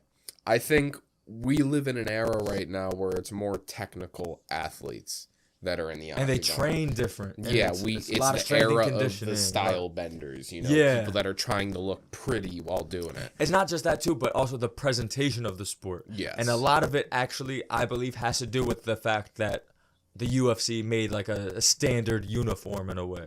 Everything looks cleaner, so they act cleaner. They fight cleaner. They train cleaner. You know, but the root of the sport was, you know, like I was talking about it when I was cornering, because you know, George Sullivan was in the UFC. He was commentating. There's a lot of these coaches who coach in Jersey now were fighting back in the 2000s. And that wasn't even UFC. So if you weren't UFC in the 2000s, you were for real making a few $100s. You know, Frankie Edgar got his start training in what used to be a pizza shop. It was an empty pizza shop. It was as wide as this, dude. It was just mats on the wall and the floor. It was just guys who met up fighting in basements of places, bro. Whatever would let them fight and they wouldn't snitch because it was illegal. The fight was it was illegal to do it. That's the root of the sport. That was how it was born. Was guys just banging it out. They were like, "Hey, you want to step over here in this corner really quick?" Yeah, okay. Yeah, you know, and you know, I think the more separated you get from that, I really feel like you're sacrificing a bit of like the dog. And Dan Hooker said it when he beat Jalen Turner, that there's a moment in the fight where it stops becoming a sport and really is a fucking fight. Yeah. You know, and I think I understand that more than a lot of guys at my level. And you know, that's why the main event for this card, bless upon the almighty, all-powerful The MMA force gods in this blessed it. world, to give us a main event with two guys that are not looking at this like a sport. They are looking at this as if It's a they are war. going out there and gonna perform in a duel to the death. Like both of those guys, I go Pereira back and Proskauer forth are on ready it. to die. This is a view where I kind of don't know where I stand on it. I go back and forth. But right now, for the sake of the conversation, the stance I'm taking is like, there's real honor in this, man. Yes. You know? That's why. And that's what those two guys embody, is the honor of getting in there. That's why, like, no matter the outcome, and everyone knows, like we said it on this Fightcast already, I'm a big Yuri fan. I fucking love him. But no matter which way this fight goes, there is honor in it. This was like true warriors going at it. Like, I don't give a fuck about any type of drama. I don't care what the outcome is. They're both still fucking Neither of them great. talked any shit. Yeah. You know, like it's going to be a beautiful fight. Again, I'm just kind of in that fight mode leading up to my fight. But you know how I'm looking at it, again, all respect to fucking Sardor Makhmedov. Fucking congrats. But at the end of the day, like I said, how this is where the root of the sport comes from, is the attitude that I try to embody. Like what Bobby Green said, he's a fighter, not an athlete. That's what I'm trying to embody. So again, all respect to you. But I get in there not to have a sporting event. I get in there because in my head, I truly believe if we are the same size, I'm a badder motherfucker than you. So all this is about is I get in there and you think you're badder than me. And that's what it's about to me at this very moment. And then after that, it's sport. And it's entertainment, and it's beautiful, and it's, you know, I'm a gentleman about it. But until then, I'm in that mindset right now. Again, like, you're getting in there because you think you could beat me. If you didn't think you could beat me, you wouldn't be signing up for me. So, Yeah, I'm pumping myself up right now. Yeah, like we discussed before the podcast, it's a great mindset to go into it. You know? And I'm not going in there fucking amped up like I did in June. I'm gonna go in there calm, but again, like, I understand. Yeah. You know. And those guys who crumble under pressure, it's because they have too much sportsman, if that makes sense. You know what I'm saying? Yeah, and I think, like, even Tom Aspinall on one of the recent press conferences said something along the lines of, you know, I'm not dick measuring because he'll win. Yeah. You know, like, you can't do that. You need to expect that you're walking in there with a Thanos. Yeah. You're walking in there with someone that is at that level, at the UFC level, everybody's a fucking dog. Yeah. Even if they're, like, athletes. But to get to that level, you've had to make it through a few dogs. You know what I'm saying? So, you know, at that point, there's no use in it. That's where, again, I can get lucky now to where, you know, I'm fighting for dead serious, not even like a CFFC yet. You know what I'm saying? So there's a lot of guys who go in there, you know, even with a couple fights, you still don't fully understand what could happen. You know, and I've been lucky to where my fights this year have been very simple. You know, I knocked a guy out fucking immediately, and then the other one was a wrestling match. But I'm aware because of the way we spar at my gym, the guys who I spar at the boxing gym, I've been in real firefights where, you know what I'm saying? I know what that's like. But there's a few guys at my level where, you know, they really don't know they're unfamiliar with real energy. You know, there's a certain energy that if you spar real light, and these new age coaches are like, everything is technical, you know, we're playing around. You're gonna you fight how you train. You know, so if you're only light sparring, sometimes it might be a little difficult to really pull the trigger. And then when you got someone like me, and again, I've said it time and time again, and in December I'm gonna prove it. When you feel what I got in my right fucking hand, if you've never felt that before, you know, you're not familiar with that type of power, you're gonna be like, oh, what did I fucking sign up for? Fuck that, man. Dude, again, I'm pumped. I'm in fight mode, bro. I love like seeing you pump yourself up. It's so funny. It is, I really do have a different energy when I'm not in camp. Yeah, because I already know what the Jordan I'm gonna get after December 9th. You know, like you're just gonna be you're gonna be all laid back. White boy fun, bro. You fucking half asleep, but yeah, right now you got that energy in you. I like seeing the confidence. You know, makes me happy to know you're you're on the right path right now, mentally, physically. Yeah, man. You know, a lot of it is thanks to the team I have around me, though. Too, you know, I have a team that's confident in me. I have a team that I'm confident in. If I didn't have a team, that's one thing I was ranting about when you were out fixing your eye, was there's a couple guys who I know and I've seen from dead serious who have lost and then changed gyms, and then other guys specifically, again, I don't want to name names, I know a guy who lost to a guy from a gym and then joined that gym. Exactly, you had that reaction because I think that's crazy. Yeah, that's wild. You know, that shows that not only are you not confident in yourself, but that means you didn't even have belief in your team. Yeah. You know? I have a team that I'm truly confident in. We have undefeated kickboxers in the gym. We have very good MMA fighters as well. We have old guys who don't fight no more that come in just to give me the rounds, and their experience shines through. There's, you know what I'm saying? That's awesome. I love that. And I love that I'm not at a big gym. I'm not at a Nick Catone's. I'm not at a Dante Rivera's. You know what I'm saying? Yeah, I think a lot of those real kind of like real tight, smaller gyms, you know, smaller groups, you know, I feel like those guys, those guys like the Don Her Death Squad, you know, like they just breed warriors. Like what was I can't remember the name of it. Chuck Liddell's old spot. It's like the one that's like in his fucking backyard, like when he first started type shit, like some Kempo or whatever. No, it was like a small building. And I know what you're talking about. I don't remember the name though. Yeah, I can't remember it. Or even just to keep it in a throwback, like Ken Shamrock with the Lions Den. Right. It was a tiny gym with like 8 guys, but all 8 of those guys fought. Again, one of my older gyms, and I've been to a lot of gyms. There's a lot of gyms where you have a lot of people and a big facility and great equipment, but a small percentage of those people actually compete. I don't want to spar with guys who don't fight. I don't want to spar with hobbyists. You know, no offense to those guys who, you know, I think everybody should train. I think everybody should get into it at least a little bit. But if you don't have the same goals as me, you're not going to spar me the way I need someone to spar me. Dude, Tom Aspinall's that guy, man. And I was rooting for him all leading up to this. But over the past couple of days, I don't know, maybe it's because of his energy at the press conference. Pavlovich, I think he might be respecting Pavlovich a little too much. Yeah, this is gonna... Dude, bro, I'll be completely honest. I don't even know what to say about this fight. Right. I just know it's gonna end in a knockout. Next one, anything can happen. Yeah, I just know it's gonna end in a knockout. It could, or it could end up being like Ngannou, Derek Lewis. Yeah, possible. But here's what I think. I think Tom Aspinall, no offense to him, I think Tom Aspinall is more willing to do that. I think Pavlovich is more willing to take risks. Yeah, 100%. Pavlovich wants to fucking send this guy to the Shadow Realm. They're no both doubt about monsters, bro. it. And Tom Aspinall, he's quick on his feet, and he likes to be quick on the trigger. Tom as Aspinall well. is a better grappler. Yeah, and I would argue better striker. Te- Pavlovich just has technically- power. Pavlovich has, I think, a greater range, and Pavlovich Here's is going to something- utilize his hooks and his uppercuts. Well, here's Tom something Aspinall's interesting. going to be going with the jab and the low kicks. A point I've been making over the week. Pavlovich's finishes were he hasn't put anybody out.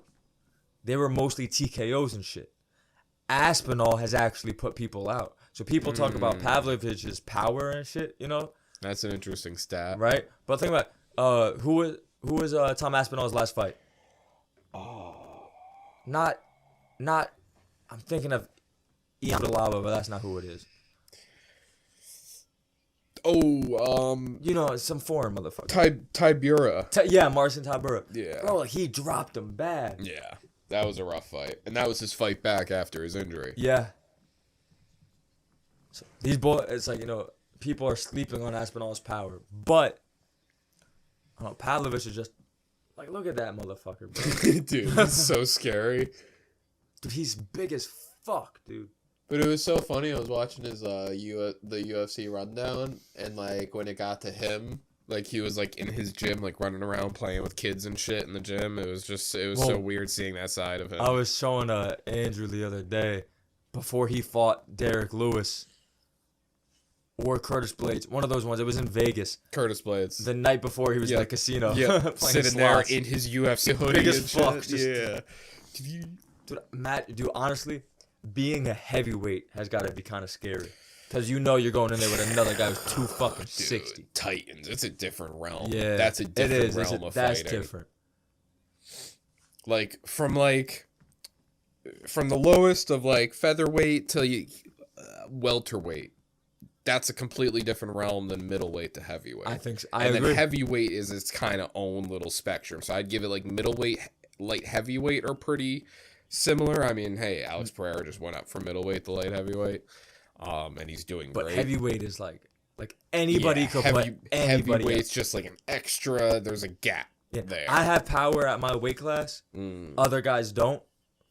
But if you're a heavyweight, everybody could put you out. Yes. Everybody could land that one shot. Everything's dangerous. Like, Everything. it just doesn't matter. Like, no matter what is being thrown, it's going to hurt. It could put you out. You know who I think is the scariest heavyweight of all time? And I feel like people aren't talking about him the way they should. The scariest heavyweight of all time is Shane Carwin. He was a beast. You got to watch some of his shit. Yeah, I've seen a bunch of his stuff. He was a monster for his time. Massive. His issue was just he was getting injured outside of fights and shit. That's right. But dude, I think I rewatched his fight with Brock Lesnar. I think the UFC put it up on That was a YouTube crazy recently. fight. Dude, I think they should have stopped it in the first. I think Carwin could have beat him. And that could have changed everything if he was a champion. Oh man, I always think about that, like different timelines. You know, like Because it could all happen so... like I did a funny one. It's kind of like not what we're talking about, but talking like timelines. Yeah. I did a tournament in UFC 4 where instead of it being Conor McGregor versus Nate Diaz, it was Conor McGregor versus Nick Diaz. And it was so cool to see those two fight and like how different it was compared to like seeing like Nate and Nick Conor Diaz fight. is someone who I wish didn't get done the way he got done. Dude, yeah. They took away like he could have 8 been years great. of his career, man. Dude, he could have been a motherfucker was champion. He could have. Could have been. He could have. Dude, think about the names he beat in Strikeforce. And Strikeforce arguably could have been better than the UFC at some point. A lot of those guys that went over to the UFC when they bought him, like Luke Rockhold and Lawler, all of them, they became champions. Yeah. Dude, this fight's wild. I don't want to see John Jones fight either of them. I don't want to see him fight anymore, to be honest. I don't want care. John Jones to retire. I would have I liked want to him see to him fight retire. I Stipe. want Stipe to just have fun. Stipe being a better firefighter. fucking retire. And too. honestly, when they fight, like this should be like I don't care if they call this interim. This is the heavyweight It is. champion to me. It has to be. Because I don't think John Jones is... Do you really think John Jones is going to fight one of these motherfuckers? No, they're.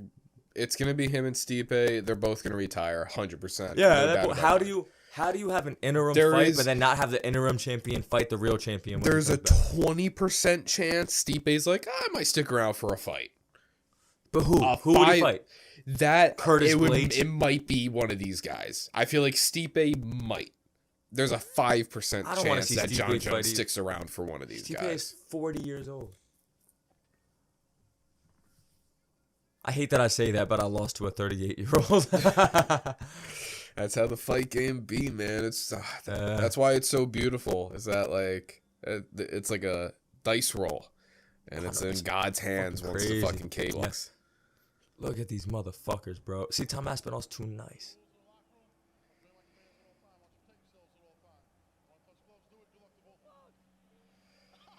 Oh, I'm so fucking scared. That made it scarier. Dude, I think Pavlovich is were gonna like- get him. Dude, they were hugging each other because they were like, one of us are gonna die. Yeah. I respect you. Holy shit. Oh my Dude, god. everybody in the crowd is cheesing so hard. Oh my god. Again, I love MMA, but there's a primal thing where heavyweight boxing, heavyweight MMA, heavyweights are just man. so much. Because these are some big mother. Dude, Dan Miragliotta's a big motherfucker. What the Yeah, fuck? he's like towering Yeah, over wait, these what? guys. I didn't know Dan Miragliotta was fucking 6'8". He's like, dude, the way he's walking around them, like, I'd fucking take both you guys. He coaches in Jersey, Oh, really? not MMA. He coaches like karate or some shit. But Well, that's still. cool. Well, yeah, no, but he's been around forever. Because he's a Jersey guy. I want him to ref one of my fights so bad. That'd be amazing. If you get cool with him, you gotta touch his head. Never get him to ref again. Oh, God, that was so fucking scary. Wow, he's recovered pretty well.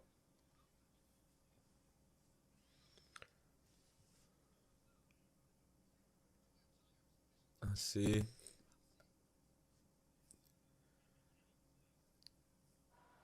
Sergey's so scary. Aspinall got some crazy movement. Aspinall, if I remember correctly, actually has like a no way! No way! Tom Aspinall just fucking took him out. Oh my god, Tom Aspinall's Wobbled the him, dropped him, fucking followed man. up. Dan Miragliotta called it. Oh my god, Tom Aspinall's the man. He just fucking put out the Wow. Russian machine. You know what's crazy too? Pavlovich. Dude, Mike Bisping's so happy right now. Yeah, hell yeah, dude. Pavlovich, if he knocked out Aspinall, would have tied Chuck Liddell for the most knockouts in a row in history. So I think that says something about Chuck. Chuck True. knocked out 7 guys in a fucking row, dude. Look at Mark Nice, Coleman. man. I saw that stat pop up and I was like, Sergey, I'm telling you, man, I love you, but I don't want to see that record get broken. Wow, dude. Fuck. Dude, this card is going so fast. Yeah, dude, it's been a finish every fight. An hour and 13 minutes, by the way. We're into this podcast. Oh, wow. Yeah, dude. Holy Keep looking shit. away at beautiful moments. Look how beautifully that right hand lands. Actually, it was a little higher than I thought it was. But either way, right on the temple. Dude, that is unfucking believable. Tom Aspinall did it. Dude, Tom Aspinall is... It made it... That was the first time so far we've seen Sergey just get put out like that. Alistair... Well, Overeem finished him, but not like that, though. Yeah. Holy shit, man. Holy shit. Overeem is somebody I wish went to the UFC earlier than he did. Wow.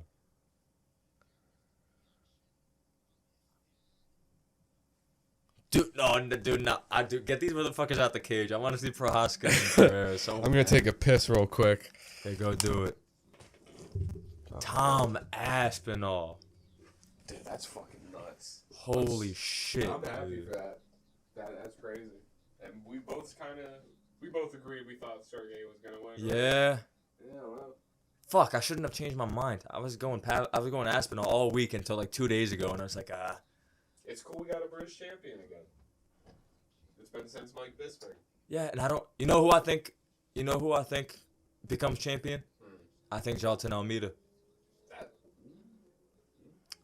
We'll have to talk about that soon. Yeah, I'm not gonna rant about that. I'll talk to Antonio when he gets back. I'll bring up Almeida. But wow, man.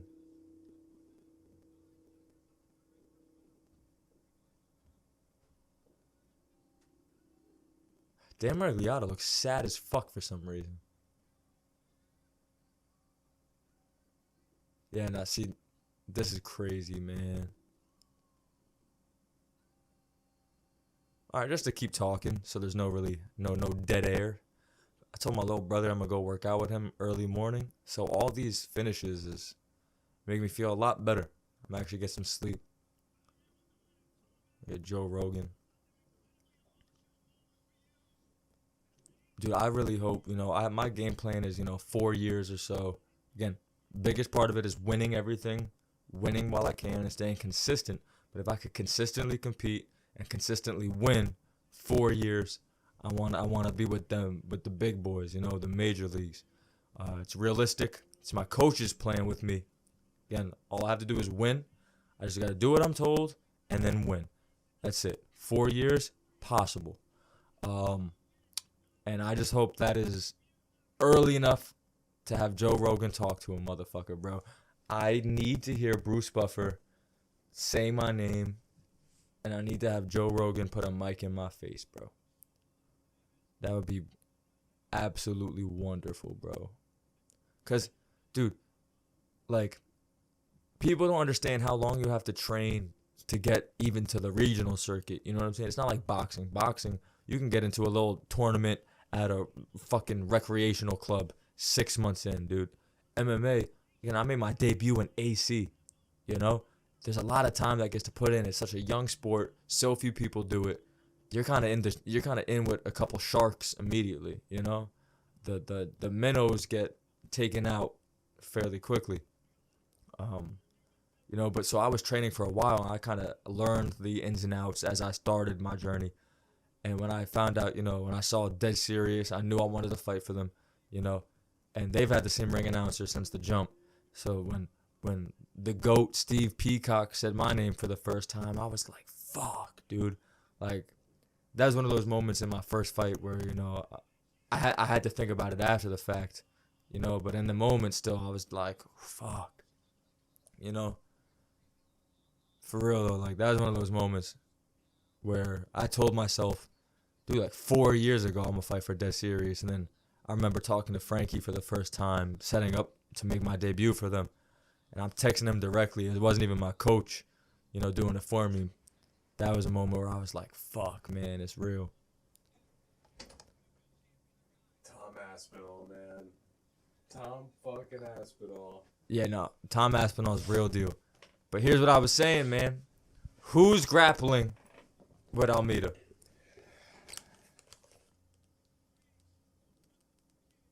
Curtis Blades is the best grappler besides him, and I think Almeida beats Blades. Definitely beats Blades. He'd probably put. And then who's gonna grapple? Whoever's the best grappler after Blades. Fuck is you, probably, Stipe. Of course you're here. Oh, Robbie Lawler is there. Get the fuck. Logan I can't Paul. believe he has his WWE shout out Dominic Mysterio. God, he's doing Trump fucking Daddy. WWE promos at UFC.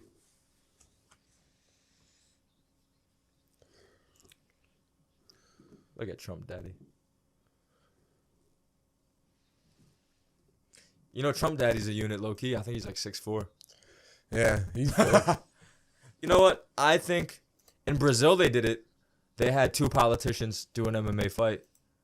It was over some local thing. You know what I'm saying? But I personally think, like national leaders used to fight in wars. You know what I'm saying? I think we should have presidents duke it out. That's how we elect them. Put them in 4-ounce gloves. Bro, who you think wins in a fight? I don't care if you're listening to the podcast. I don't care what your political values are. Unbiased. Who wins in a fist fight? Donald J. Trump or Joseph Biden? Who wins in a fucking... Dude, Biden is a cadaver. You know what I'm saying? Dude. Like, come on. Trump. Who you think wins in a fight? Donald J. Trump or Barry Obama? Obama's probably a little bit more snappy, but I think Trump might outsize him a little too much, man. Yeah, I would think Trump would be the powerhouse. Obama would be like a Sugar Ray Leonard. So, like... I don't know. I feel like Donald Trump, if he can clip him, I think Donald Trump could clip him, but Donald Trump would get. Donald Trump would win the grappling exchanges. I feel like Obama would be really good with distance management. He's smaller than him. Yeah. He would have to get inside, and then that's when I think Trump would have a nasty bear hug, bro. You know, a little inside trip, land on him. And then who's next? Who's next on the totem pole? Bernie? Bernie's not beating... Bernie's probably only beating Biden. Bernie, doctor stoppage, round 1 in the first 15 seconds. Bernie comes out like, I have paper skin. Oh, yeah, no. Who's another politician who I want to see fight?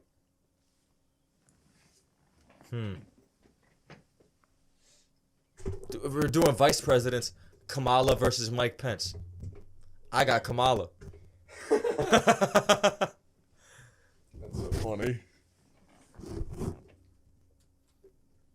I'm getting ready for this main event. My favorite thing, bro, about political shit is, like liberals are all about like acceptance and shit, and being tolerable about everything and not being homophobic, obviously. But do you remember when Mike Pence was vice president and everybody was like, Mike Pence is fucking gay? Do you remember that? I'm not bugging. That was a thing. No, I don't remember that. Dude, don't make me sound crazy. I'm about to go. People were talking about how Mike Pence looked and acted gay, and that's what the left was saying. He definitely has some flamboyant tendencies. I can attest to that. But either way, that's not the point, though. He could or could not. But either way, you can't be like, oh, we're the accepting one, but dude, the vice president's gay. Do you know who's very heterosexual? These two guys in the main event. That's pretty homosexual of you to say. But, well, I have claimed I am a little homosexual for Yuri, so. And, fellas, listeners, I might have to cover for Antonio during the fight. He might be 1,000 yards staring the telly. You just look over and I'm like half naked. Just crying. You're like, what the fuck? And then you like look back again and I'm just completely butt naked. Yo, turn the light back on. I'm like drawing Yuri on my chest with like fucking a razor. Oh, dude, I'm so excited. Dude, this motherfucker's a different beast, dude. True fight. Bing. Again, Volkan Ozdemir was landing on him, dude. And again, no disrespect to Ozdemir, but, I don't think in the past 7 years anybody's been like, who can make a run at the title? Volkan Ozdemir.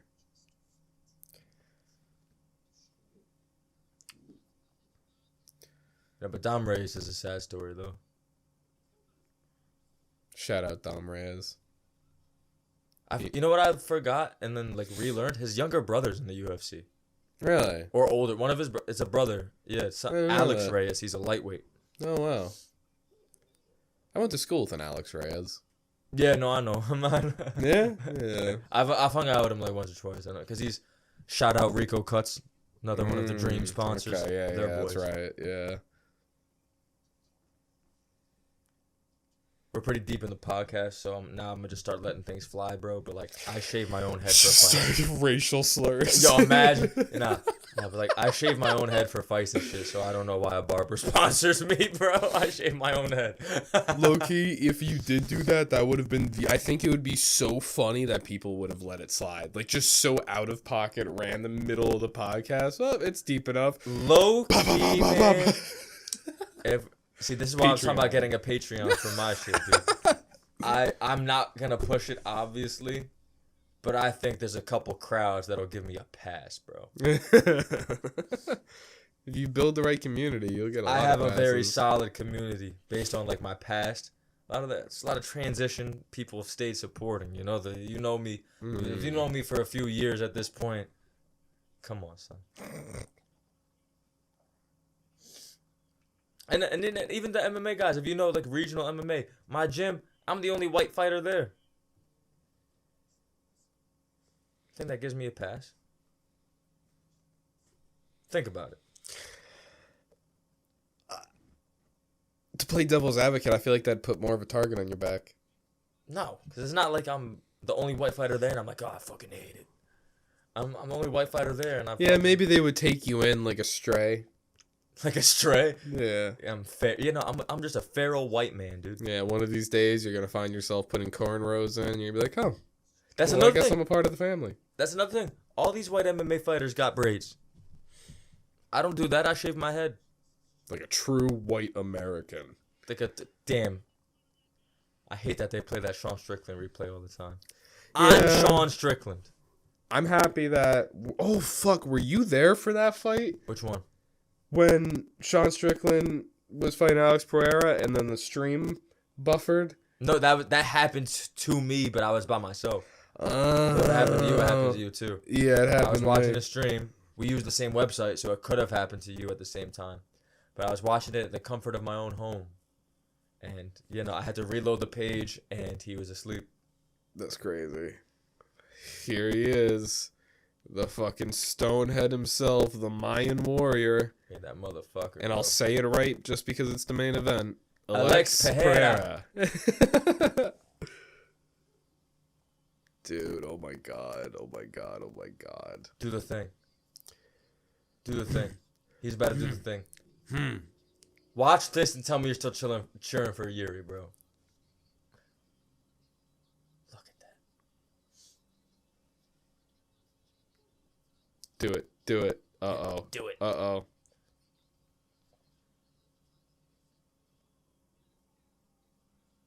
God damn. God damn. And then he starts actually walking, man. Dude, I love that. When he does the fucking 2 hooks in the uppercut. Dude, I don't have like a routine when I walk out. Do that. Just start doing that and Just, see yeah, when just people... bite them immediately. The people will be like, shut the fuck up.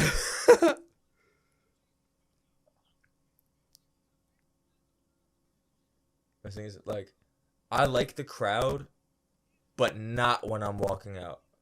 When I'm walking out and I first get in the cage, I try to avoid looking at everybody. Yeah, I'd probably do the same. I feel like once you're in the cage, it kind of like tunnel vision at that point. No, You it's know. it's like You I see think I said it, everything in there. do everything like with even more detail. You That's know? crazy. Like I think because I'm so zoned in, but like when I'm walking to the cage, tunnel vision of the cage. Get in the cage. There's nothing else to look at. So when I look around, that's when I see everybody's faces, and I notice you, and I notice everybody I know. You know, I see my mom. And I'm like, fuck. Yeah. But I also can't force myself to just look at the ground only. That would make me look like a bitch. And then everybody doesn't get that you're in a certain zone. So like I'll look over at a couple of my boys and they start like waving at me. Like, yo, yeah, that's it. Like, I'm not here. Like, I don't give a fuck right now, dude. Thank you. I'll talk to you later. You see, you see Richard's scraggly ass. Just... Hey.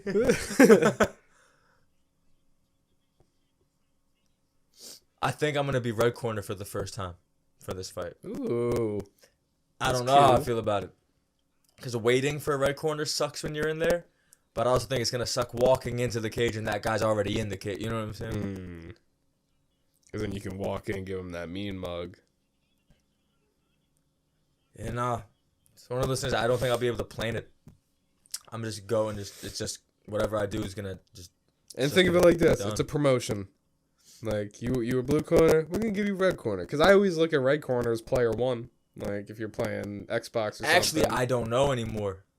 I had a teammate who was supposed to be fighting, and he was gonna be red corner, which means I'd be red corner because we're gonna be in the same spot in like the locker rooms and shit. But if he pulled out, so now he's not gonna be fighting. So now I might be blue corner. I don't know. Damn, that just hit me. I you know, fuck, I don't even care. But Corner's a corner. Dude, and also, I keep thinking about like a different walkout song, but it's probably just gonna be the same genre. I like yours. I like that I keep it as the same song every time. I think I feel like if if the day comes when you breach through your amateur career and then go pro, like that would be a cool time to change maybe. Because at that point, then if I go, Cause my goal is 6 to 7 amateur fights. You know, I'm already halfway there. Because if I keep it for 6 fights in a row, I might as well just keep it at that point. Well, because I was at least for the first the way my mind was working there was like it can kind of like solidify like an era of your career. You know, like you use this song for your amateur career. Then when you like go what pro, I think you of can it, change why it up. I keep it is because I really do believe that most of my wins will probably be knockouts. So I want, you know, when you're in the cage waiting for me or you're in the back walking out after me, either way, you hear that song and you're going to relate it to like, damn, this song played every time before I watched this guy go to sleep and this guy go to sleep. So I think to me, it's more about like sending a message, as corny as that sounds, you know? No, I can understand that for sure. And again, for me at this point too, it's like I listen to that song before my hard sparring days. Because I try to make my hard sparring days as similar to, like, leading up to the sparring. I try to make it as similar to leading up to a fight as possible. So I'll warm up for a specific amount of time and do a specific type of thing. And then, you know, when I'm there or, like, driving to the gym for a spar, I listen to the song I'm going to walk out to, you know. So, like, that sense of familiarity to me helps.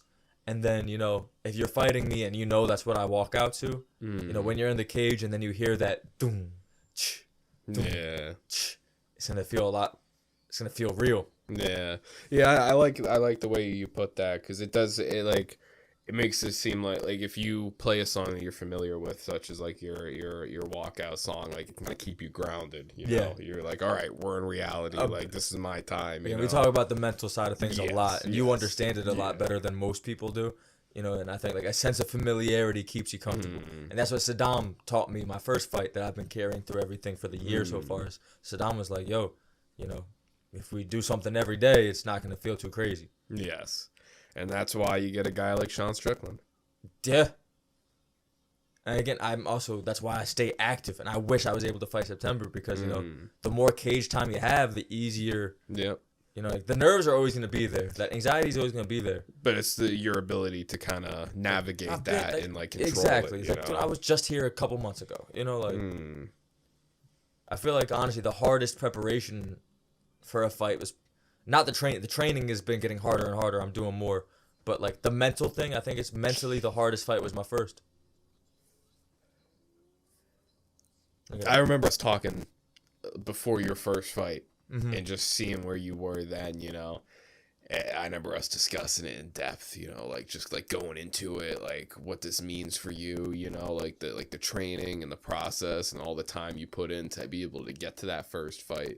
You know, like I was talking about that when you left just now about how it's not like boxing where you could train for 6 months and then you get a tournament at a YMCA. MMA, it's so few people and such a young sport that you have to put a lot more time in. Again, like I put over 3 years before I got my first fight, and then I debuted in Atlantic City. You know, so especially in Jersey.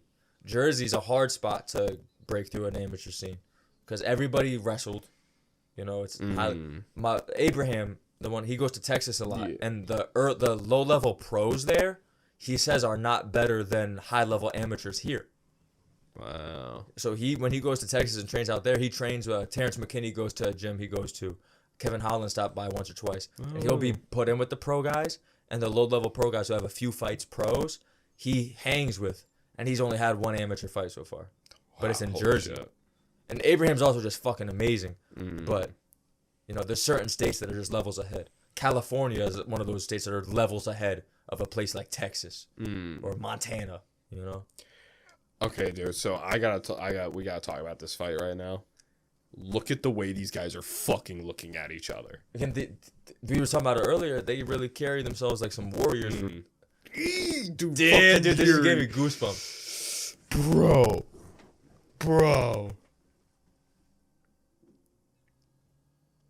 Dude, this. Oh my god, dude. Fuck.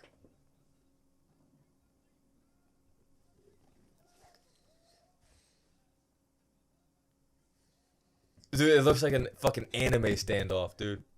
Dude, like, this doesn't feel fucking real right now. Like, this is actually, like, terrifying. Like, I feel like I'm playing a video game. Right? It feels like a movie. Dude, like, a cutscene, like, holy shit. Right? time. 5 rounds in the undisputed UFC light heavyweight championship of the world.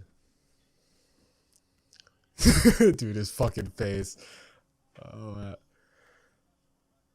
I do love the new Venom shorts.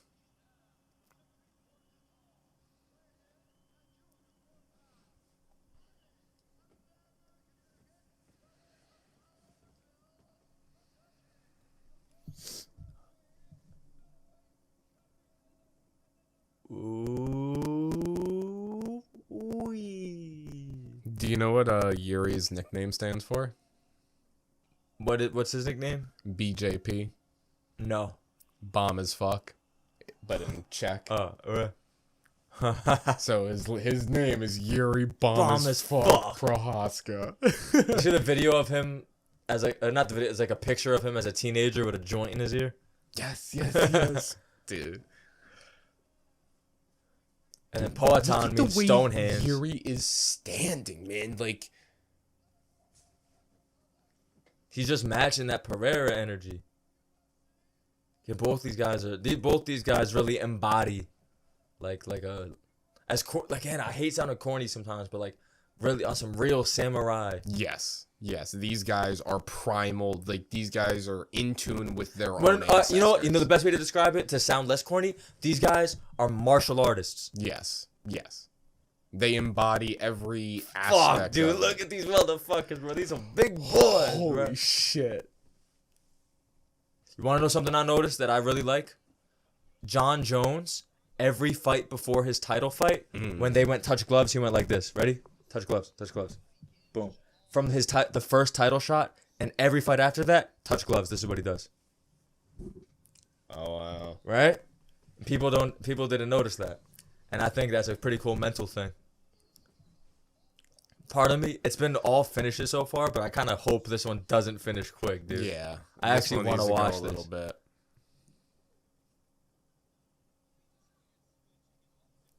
Damn, this is a wild looking fight, man. Dude, this doesn't feel real. I've never experienced this while watching a fight before.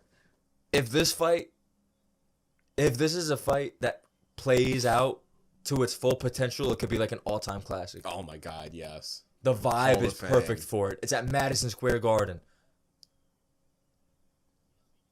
I'm just so happy to see Yuri fighting again. Like, it feels like Yeah. it's been ages. He's looking good. He's moving good. Just making reads. Alex being is doing smart. his Alex thing, hands up. Good uppercut. What the fuck, dude? That was a good That uppercut. was a beautiful faint shot up to the uppercut. Ooh! Free kick from Alex. The timing of that was just unreal. That's what made him Yeah. fall, because he was hopping. Again, ooh. He's hurt. Dude, if Alex could keep landing calf kicks. Wow. This is so interesting. Oh, he saw it. He tried to do like Bo Nickel did that. Grab, go for the leg, come up with the right. That's what Yuri has to do to be productive, is if he's not going to mix it up and he wants to stand, he at least has to make the threat of the takedown apparent.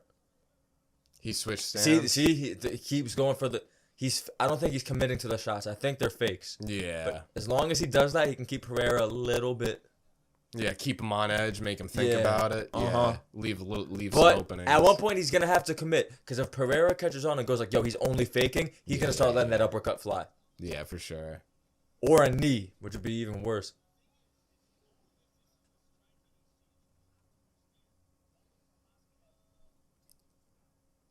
Pereira is a great striker, amazing kickboxer, one of the best. But sometimes being as awkward as Yuri, I don't know who could he had in the gym emulate Yuri properly. Yeah, no one. That's why I always Dude, give imagine. him so much Hold credit. on. Holy Yeah, shit! imagine- Holy shit! Holy shit! Holy shit! My God. It actually looks deep. Dude, this might be it. Oh, Yo, Yeah. oh my Dude, I god. about to say that'd be Oh wild. my god, my heart stopped for a second. Dude, this is still bad for Prohaska. Nah, this is actually good right now.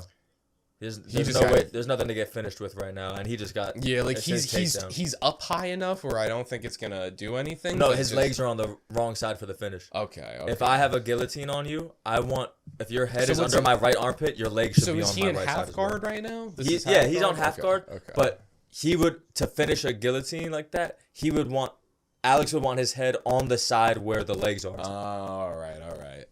If you're diagonally, you have more space. Yeah. So okay. Yeah, I understand now.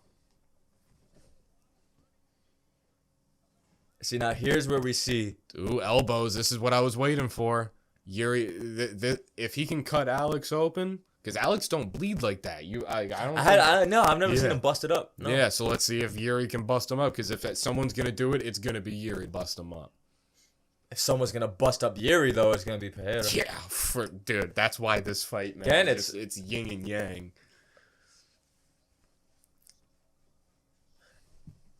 So what I was impressed with was Alex's grappling with Jan Blachowicz.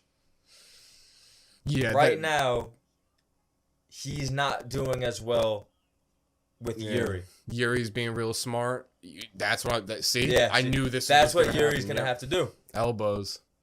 And now that he knows that he could do this, if he Yeah. secures a takedown, he could stay comfortable on the feet when the next Yeah. round starts. Don't gas himself out. Land some good And then he shots. could just go back get to that the control time. wrestling if it starts to get a little risky. Because Yuri needs to solidify these early rounds if he wants to win. You know, I feel like round 1 and round 2 are really big for him because I feel like Alex is gonna start gassing out. I feel the other way. I think Yuri's gonna gas out before Alex. Yeah, I feel like Yuri got to like round 3, and then Alex when he fought Izzy, he didn't look tired at all, and he knocked Izzy out in the 5th. Yeah, I like what I'm thinking back to is like Izzy and Alex won. That one you see Alex get gassing out towards the end. But he knocked him out in the He 5th. yeah, but he was still gassing out. He still had power, but you could see there was a depletion of energy. Yuri versus Glover. Yuri was looking like he's starting to fade. Yeah, but that was a That's also grapple a- heavy, and that was a war. bloody. That's fucking literally fight of war, the you year. know, War fight of the year. both of them were literally holding on to each other to stand up. You know, that was an equal amount of exhaustion. You know. One thing you have to keep Like in you mind, can't too, take away from it that he was super exhausted, but one thing we have to keep in mind too. Jamal Hill has the guaranteed shot over the winner. there's a knock at the door. Someone is entering the stew. You know, if Pereira gets stuck on his back like that, you know, again, speaking from experience, he's not going to get finished, but you just don't want to get controlled like that.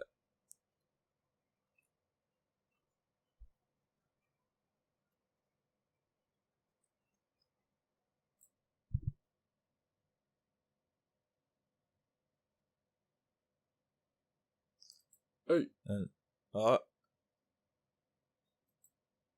thought you were about to fall for that.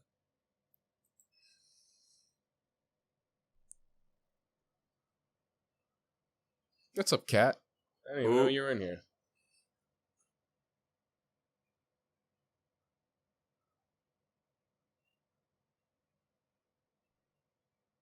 I think Pereira needs to work a jab a little bit more. He's not even throwing feints or nothing. He's just kind of standing there. Ooh. Thank you, though.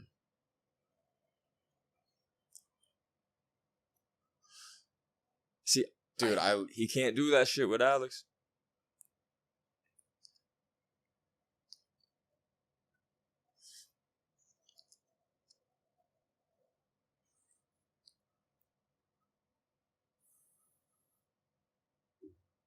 Ooh.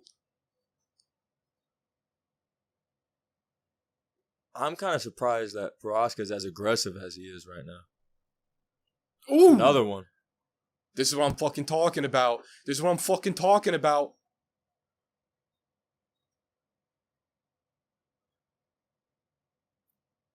Wow. Everyone wants to sleep on Yuri. Yeah, no, after such a long layoff, he's looking really good.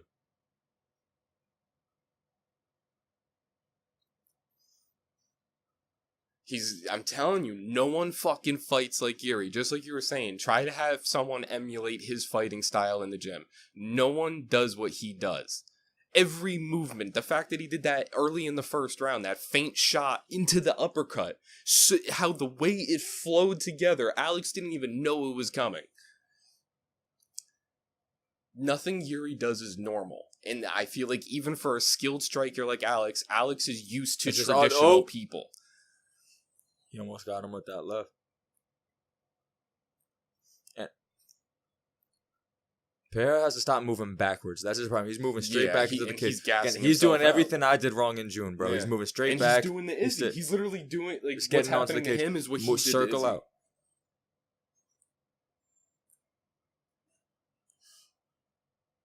Very good, D. There, boom. Just gotta keep it moving. I don't think Prohaska fights as good on the back leg. If he's moving forward, he's looking good. If he's moving back, he starts to clam up. He's getting real good with changing his stance right there from the kick from Pereira. Oh. Clipped him. Yeah, see, Pereira's moving straight. Oh no! Oh my goodness. Holy shit! Gracious, Yuri got rocked. Elbows? All right, no, he's good though. Is that it? Did they stop it? What did you...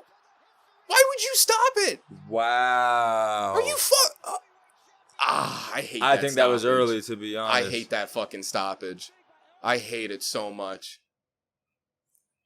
Wow. That made me not like the decision. I did call it, but that was early. That was stupid early. Yeah, he was falling backwards, but see if he does anything. I hate that. I didn't like that. And that's not even me being biased for the fact that I like Yuri. I just didn't like that stoppage.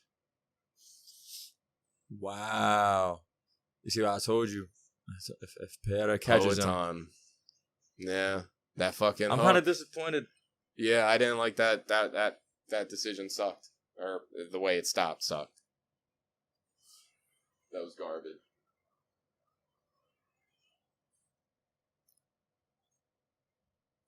That's another thing I was talking about when you went out there.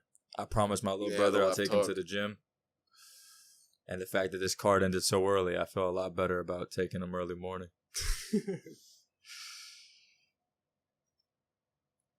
Yeah, see, Joe Rogan, they're saying it right now. John Anik and Joe... Yeah, Joe Rogan just said it. He's not satisfied with the stoppage. Jamal Hill versus Pereira. Getting... See? Nah, man, he recovered instantly, but still. Oh, I could not. Early, but I get it, though. You could say he pulled guard there. He didn't fucking pull guard. He was getting elbowed in his fucking face. But, dude, he wasn't even flopped down. Like, he was holding on. He had his legs up. He could have gone into... Are you telling me that's the same thing as what Mackenzie Dern was fucking doing? But Mackenzie Dern rolled into the fence. She literally did a 360 and rolled into the fence. That's out. Like, that is out. That, Yuri, you could 100% defend. Yuri could have pulled guard or done something. You should have given that a couple seconds. Yuri just went backwards, and the dude was like, all right, call it. Oh, my goodness. Intelligently trying to go for the legs, trying to get up. And look, I just feel like the elbows were starting to kind of... He went back. His head was still up. It wasn't like it was flat on the canvas. He was still up, so he's still... awake, he's still there, and then rolled back onto his knees, right, like, oh, okay, I guess the fight's over now. Yeah, I want to see how he reacts.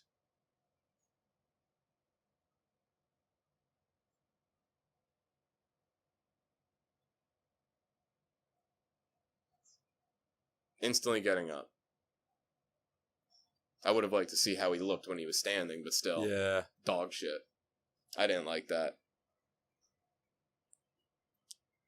So we got Jamal Hill versus Alex Pereira. And I think what's next for Yuri? Pereira beats Jamal.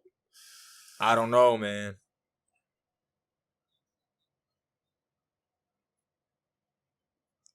I like Jamal Hill. Yuri, really impressed me I when really he beat don't. him I'm over. not sure what's next for Yuri right now. I'm looking at the rankings right now. Yuri hasn't fought Jan Blachowicz or Magomed Ankalaev. Who's Rakic is coming back, but I forgot who he's fighting.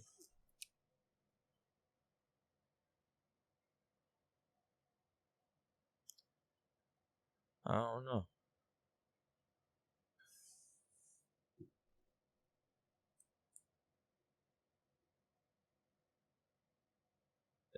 Is Jan booked for anybody? God, if man, Jan doesn't that have a fight stoppage. booked, I'd love to see Blachowicz versus Yuri. And I think Blachowicz could probably beat Yuri. Blachowicz might beat Yuri. I can see it, yeah. So how old is Blachowicz now?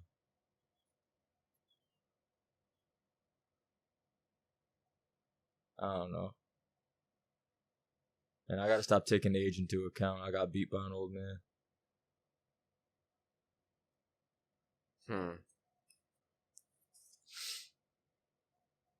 Wow. Dude, this card was crazy.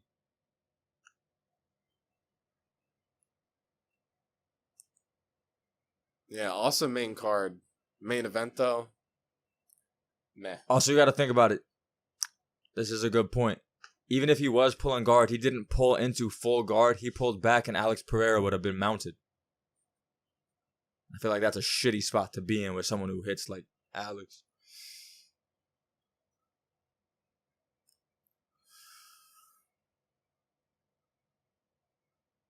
Damn.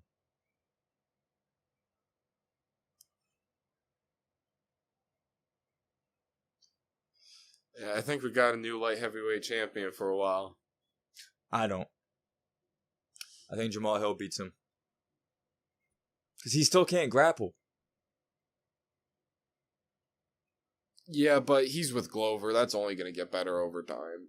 Yeah, but you're not going to turn into something crazy overnight. It's not even, like, that's not the point, you know? Like, his grappling's just, no matter what, it's going to get better. He's not going to be a Khabib, He's fucking you know, 40. But, yeah, but, again, Glover's 42, 43 now.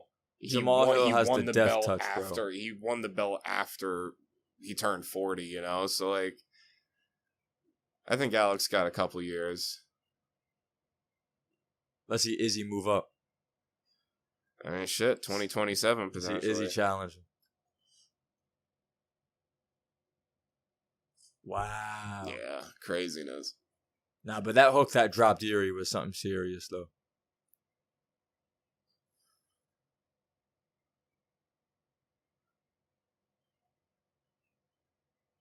Dude, this is the shortest Fightcast we've ever done. Yeah.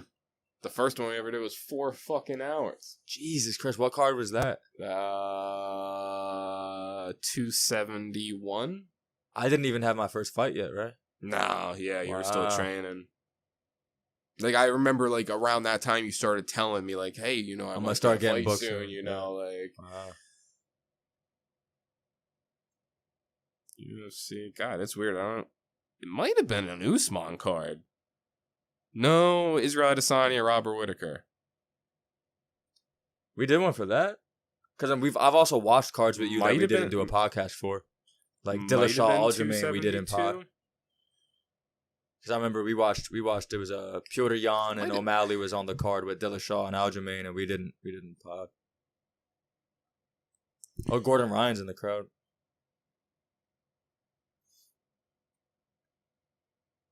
Wow.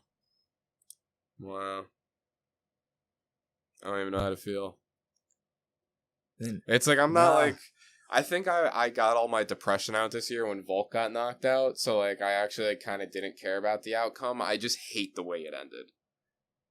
Just God, I wish there was like 5 seconds they gave Yuri. Give him 5 more seconds to just figure some shit out. Dude, Pereira To call it came early back, against beat Izzy. 2 fucking warriors. Let them kill each other. Let them fucking kill each other. Izzy tried to move up to light heavyweight, couldn't do it. Poatan did. Poetan's just better. Abdullah just texted me saying, I know you're probably going through it right now. That's so funny.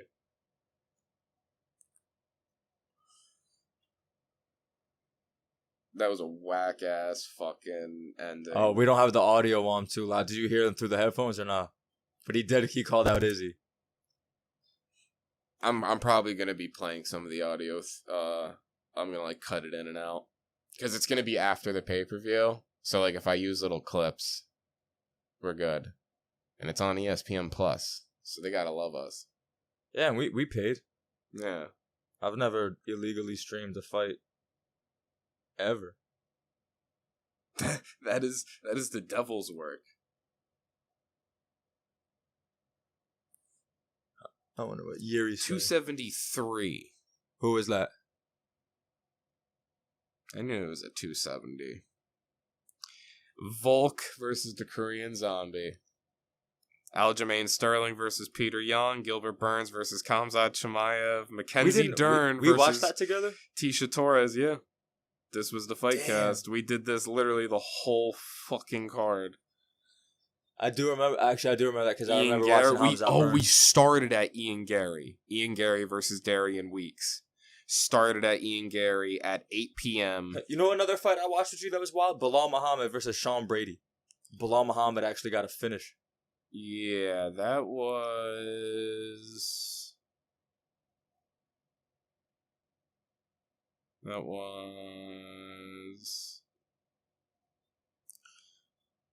was somewhere.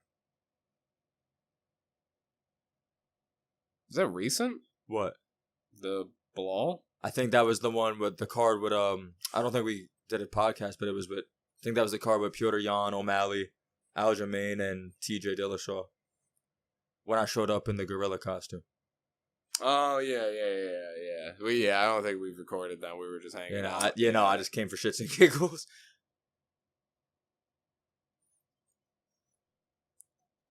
So I'm a little sad, but like I said, I think I got all my sadness out when Volk got knocked out. But I'm avenging Volk. I'm gonna get that Russian motherfucker out of there. That's what I'm talking about. I appreciate it. Give December me some 9th. Boom. Yeah. There we go. Wow. Well, fuck. That was an interesting card. It was a good card, Short fight cast. Yeah. Sorry, I got a little emotional at the end, guys. But yeah, I just know I just didn't like that how it ended. I just didn't like it. I respect that Alex won. He's the new champ. I think he'll be a champ for a while. Damn, that stadium emptied quick as fuck. Yeah, they're like, damn. Everyone's like kind of like kicking the air as they're walking out. And half those people paid all that money to watch John Jones Stipe.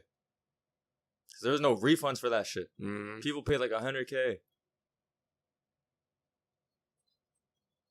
People are probably walking out of there like, I guess I'm just going to go kill myself now. Long ride home. And if you feel like doing that, people listening, call one of them hotlines. I don't know the number, but you can find it. Here, I'll give you guys Antonio's number.